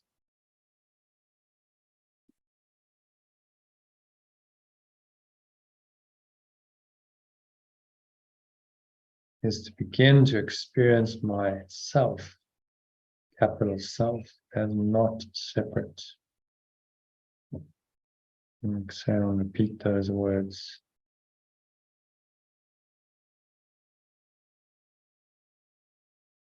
Breathing in. I am certain that I will be given help in this.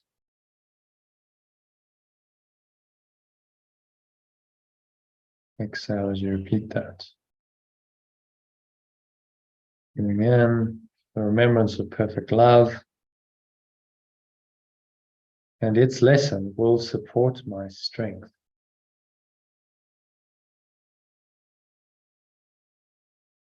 And that sense of support and strength. Breathing in through the nose. Is only my weakness that will depart from me in this practice.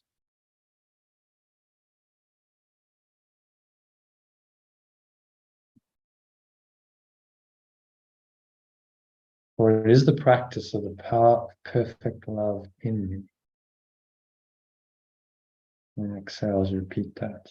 Practice of the power of perfect love in me. So this is what spiritual practice is. Practice of the power of perfect love in you.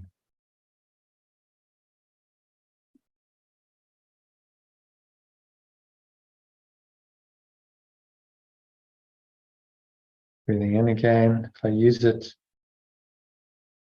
for only one moment, I will never deny it again.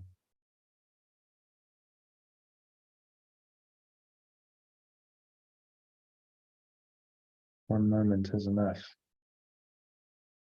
to awaken you. It may take a lifetime of practice to allow that moment to come. Breathing in again. Who can deny the presence of what the universe bows to in appreciation and joy?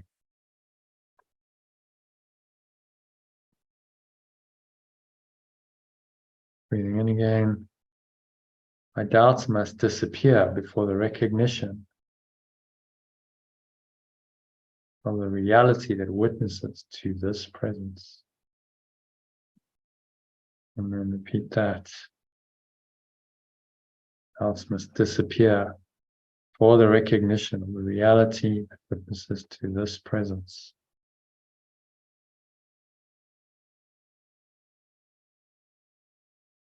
And so it is.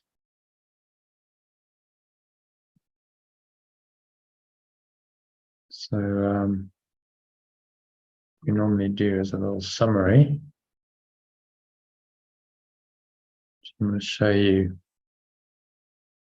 some, I suppose it is magic technically, a miracle if you want to call it. So to do the summary, I'm just going to use something called ChatGPT, which is an AI bot. And just give me a moment, and if you'd like to see it, I'll show you how I do it. Yeah. It's pretty amazing, actually.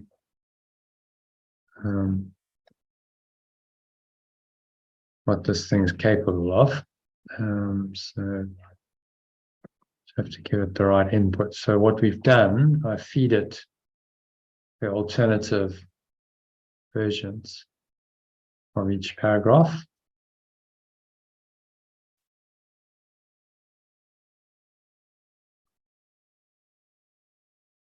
And tell it to summarize them in under 200 words. And that does it.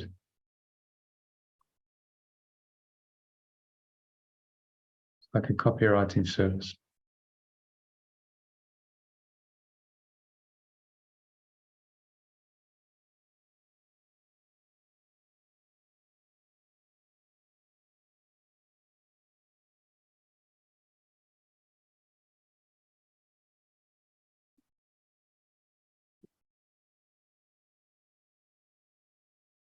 Yes, Melanie, that.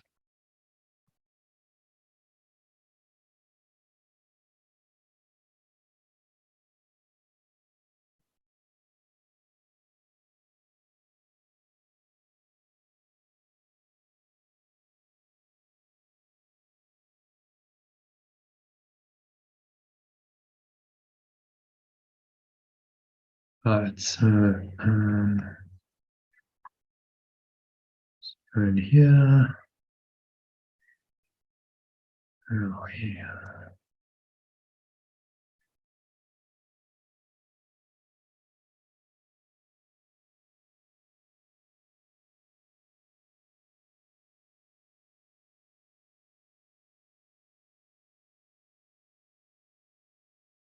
Okay, so I'll share my screen with you.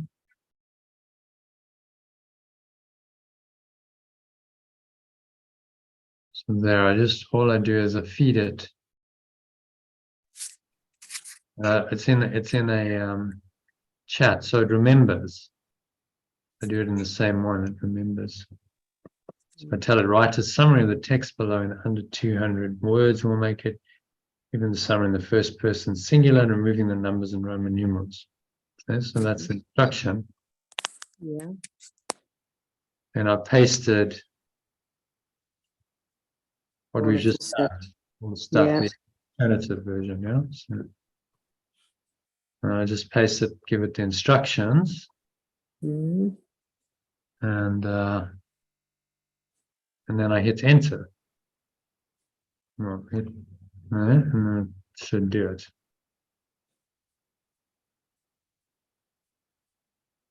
It's busy generating.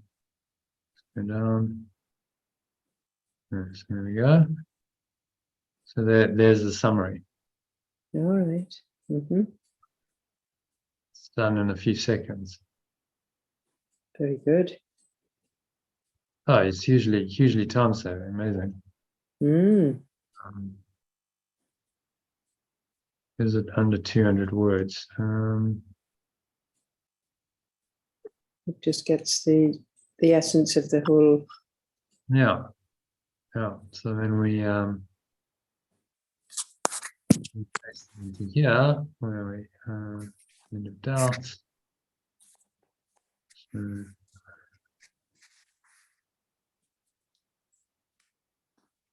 choice to know the power and brilliance and brilliance and awareness of fear. Practice my part in this wonderment by acknowledging the holy instant specific guidance. And cease through in this world, we realize I'm not a separate self, but one of the formless awareness. So maybe there's a place for that as well, but let's there. Need to remove all the formatting.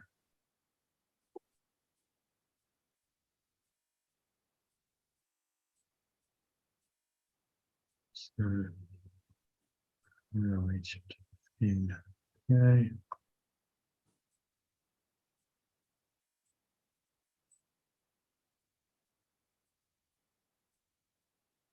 Right, so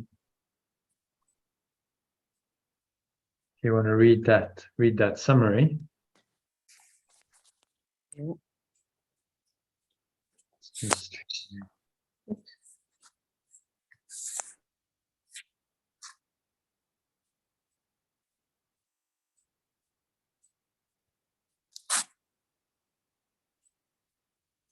So at the adornment, which is the remembrance of perfect love, exists beyond the confines of time. When I remember perfect love, I tap into the eternal state of pure formless awareness. In that moment of remembrance, I let go of past learning and experience a profound awakening. The obstacles to learning the lesson of peace are removed, and the truth transcends time. I need not worry. I need not worry about time or fear the moment of pure formless awareness, as it is timeless and devoid of fear. The moment of peace, guided by the teacher of perfect love, brings the translation of time into eternity. Through this process, victimhood and suffering are transformed into the state of pure formless awareness that perfect love intends for me. The blessed moment is not bound by time, and I have always been where pure formless awareness of perfect love wills me to be. I release others from being sources of support for my belief in separation, recognizing they can also support the remembrance of perfect love. Their reactions reveal the choice I have made. When I have completely released my companions, I will be certain of the remembrance of perfect love. The wholly aware moment, a moment of complete recognition, is yet to happen, but I will unmistakably recognize it when it arrives. Practicing the letting go and experience each moment as timeless brings me closer to the awareness of my non-separation.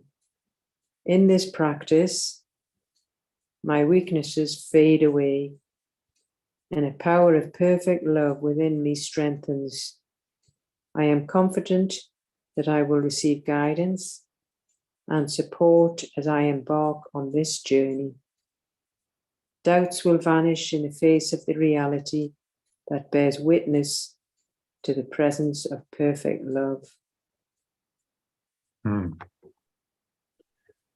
yeah. So that's what it's pretty good, huh? Very, very good. So that's AI. Just we give it, obviously it's based on whatever input you give it, Yeah, but it's quite well summarized, that I'd say. it is. But yeah, compared Actually with put it in more of our language rather than the biblical Christian language. yeah. I mean, we fed it, if we fed it the translated version, so then it works with that. But it's what I've noticed is as I've done this, because I've done it a few times now, it's learned, it's getting better at it because it learns. It's like, okay, so you stick it in and then it's like, okay, so now I'm getting the hang of it, Isn't it clever? I mean, it did it in a few seconds. This would take, if we were going to write that, it would take us an hour probably to write Or it. at least, yeah. So it's, it's just usually helpful. So yeah, that was my Oh, you did yours there. I wrote that a year ago, yeah, when we did it. So Right. section. So that's a very short, so it's like that's the absolute like executive summary, and then this is like slightly longer. A bit more comprehensive, yeah. I don't know if I should keep both of them. What do you think? Oh yeah. Definitely. Yeah.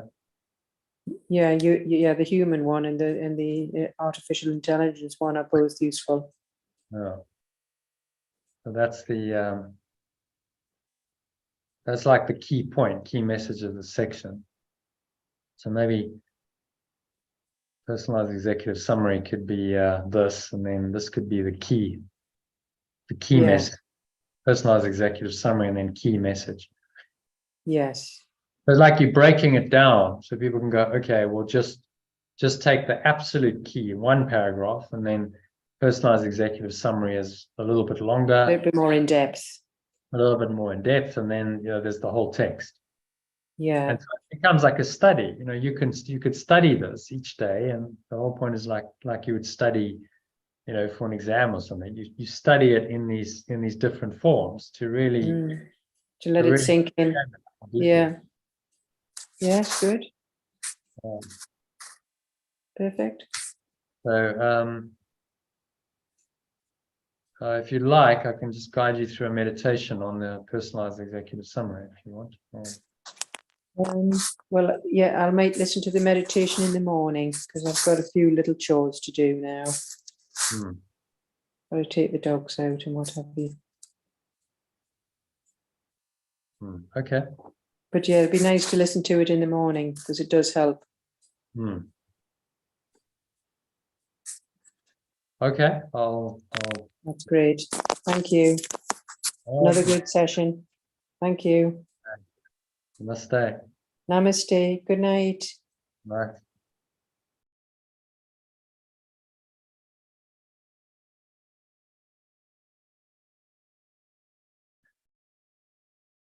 All right.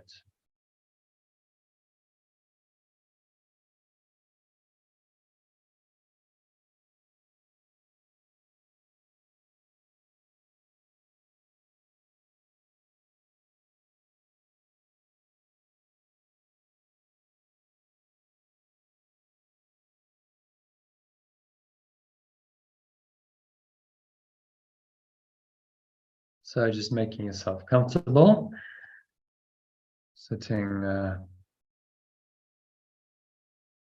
each shoulder with the heart back straight. I'm just going to do a closing meditation on this particular section, just the executive summary, personalize the executive summary.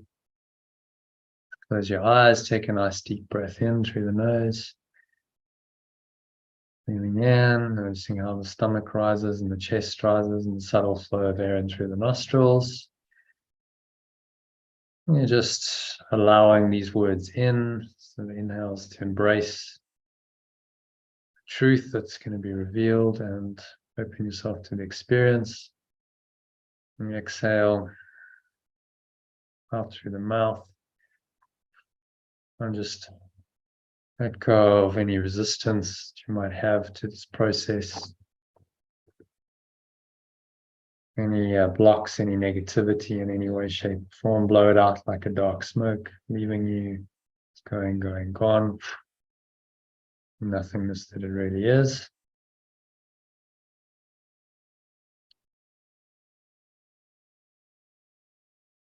Now you're just going to listen to these words.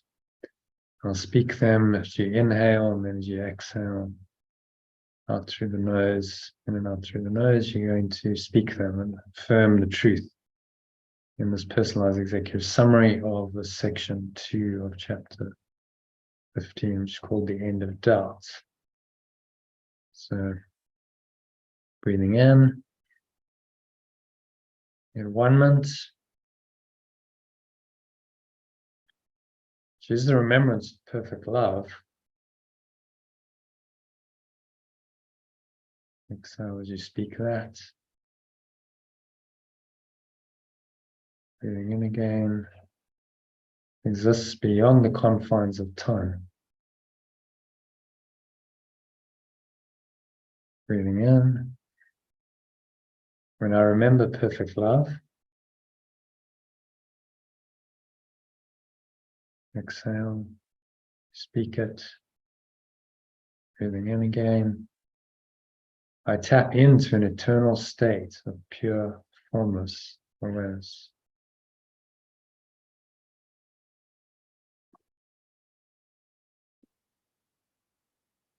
In that moment of remembrance, as you breathe in,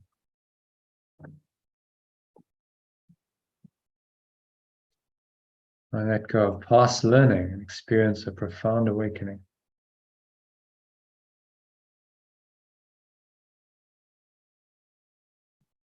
Breathing in again. The obstacles to learning the lesson of peace are removed. So you exhale, repeat those words.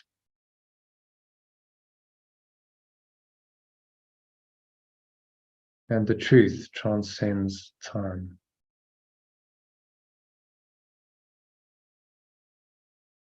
Breathing in again.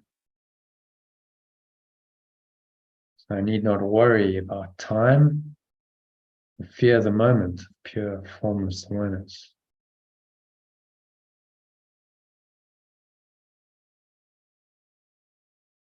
Exhale as you repeat those words.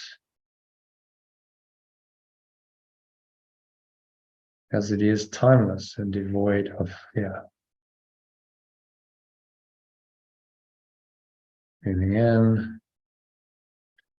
This moment of peace, guided by the teacher of perfect love, translates time into eternity. And exhale as you repeat those words. This moment of peace, guided by the teacher of perfect love, translates time into eternity. Maybe you can just feel into that. Feel that peace now. Breathing in. Through this process, victimhood and suffering are transformed into the state of pure, formless awareness that perfect love intends for me.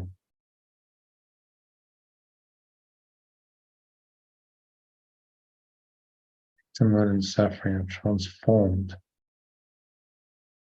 into a state of pure formless awareness. Feel that transformation happening right now. Breathing in again. The blessed moment is not bound by time. Exhale as you repeat that. Breathing in again through the nose. And I've always been where pure formless awareness, perfect love, wills me to be.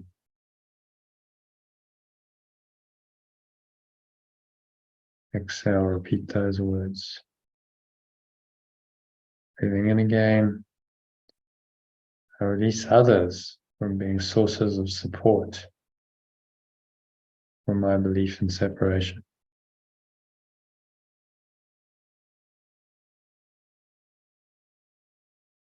Exhale, repeat those words.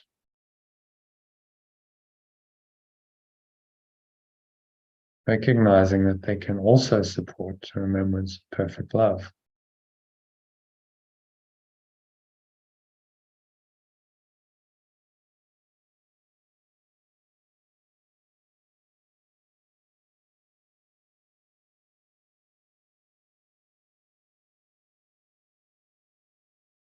Their reactions reveal the choice I've made.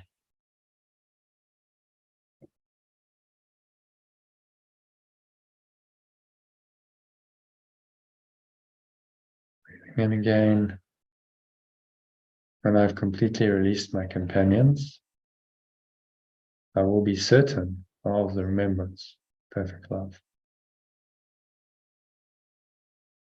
Feel that certainty established in your mind, on your heart. Feel into these words, allow them to speak deeply to you.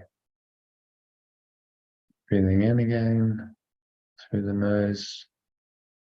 It's the holy aware moment, a moment of complete recognition. It's yet to happen.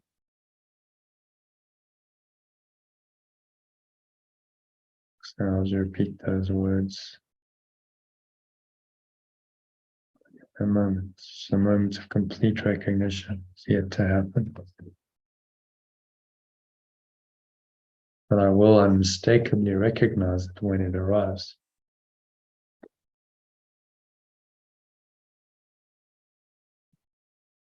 And it does. Breathing in, practicing letting go and experiencing each moment as timeless.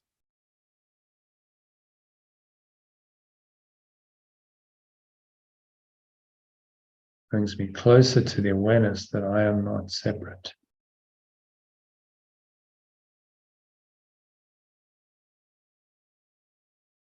Breathing in. In this practice, my weaknesses fade away.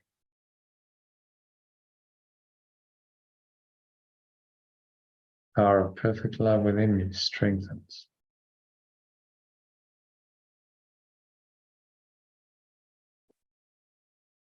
Through this practice, shall we say? Through this practice, my weaknesses fade away. And the power of perfect love within me strengthens. Breathing in. I am confident that I'll receive guidance and support. Say that out loud with confidence and strength as I embark on this journey.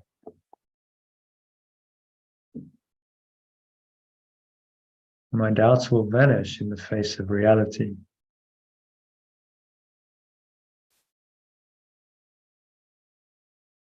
That bears witness to the presence of perfect love. So it is.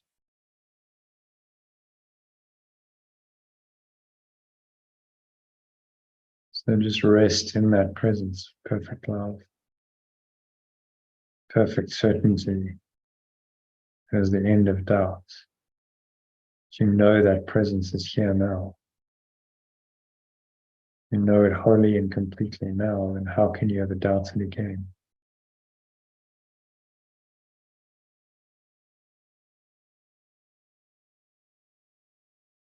So just surrender into this presence of perfect love now, in the holy instant, the holy aware moment.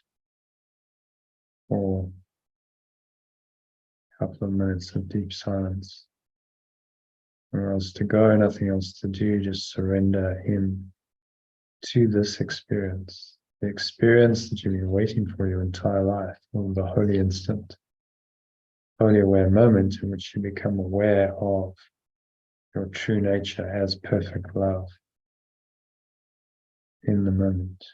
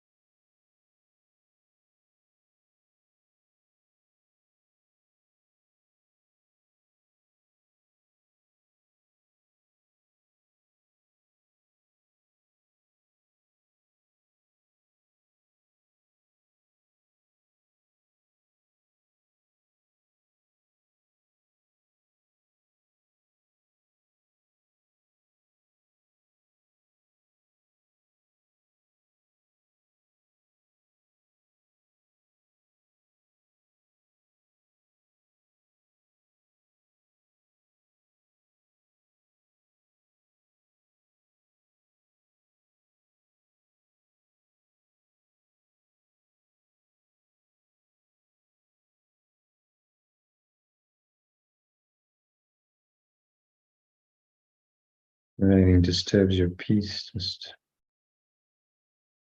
feeling in and letting it go, blowing it all out. Breeze of your breath into the nothingness that it really is. Remind yourself that I rest in perfect love. From today's review lessons, I rest in perfect love. So there is nothing else to do, nothing else to say, nothing else to experience. I rest in perfect love. So it is.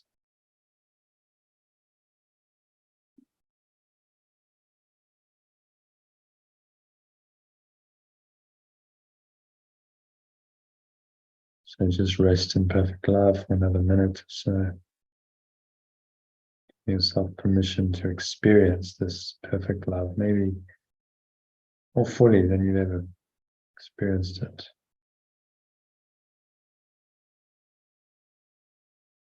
In the holy instant, holy aware moment.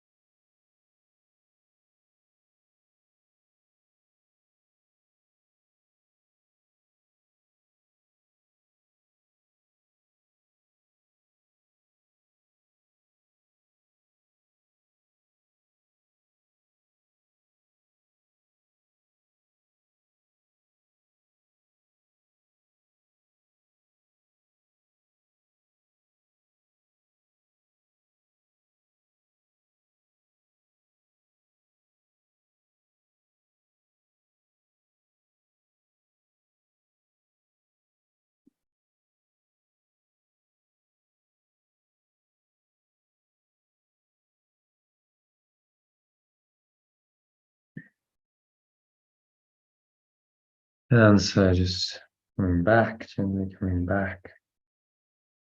In this holy aware moment, into an awareness of the body, the breath, the senses, and the world. And on the count of 3, you're going to open your eyes. So 1, breathing in. Noticing how the stomach rises and the chest rises. Subtle flow of air in through the nostrils. Pausing at the top of the inhale, scan your mind. Notice any thoughts, emotions, any related body sensations going on. Anything there that's not pleasant, it's uncomfortable in any way, shape, or form. Just exhale and blow it out. The breeze of your breath into the nothingness that it really is. It's going, gone. Lower stomach into the spine. Expel the last remaining air out. Notice the weight of your body pressing down into the chair, your feet touching the ground. And what you're feeling and touching with your hands. Maybe there's a subtle flow of air on your skin. Notice that. Notice what you feeling, subtle flow of air on your skin. Maybe breathe in. Notice any smell in your nose as you do that. Taste in your mouth, perhaps. Notice what you're hearing in the surrounding environment. Noticing all these things from this very still, calm, and surrendered state. No judgment. There's only perfect peace, pure awareness. And carry that with you the rest of the evening. On into your evening and your day. Whenever you're listening to this, and so it is said, so it is done. Now on the count of 3, open your eyes. So just take a moment to look around, observing the various objects in the room around you without any judgment or interpretation. So it's just a nice, clear, pure, formless awareness.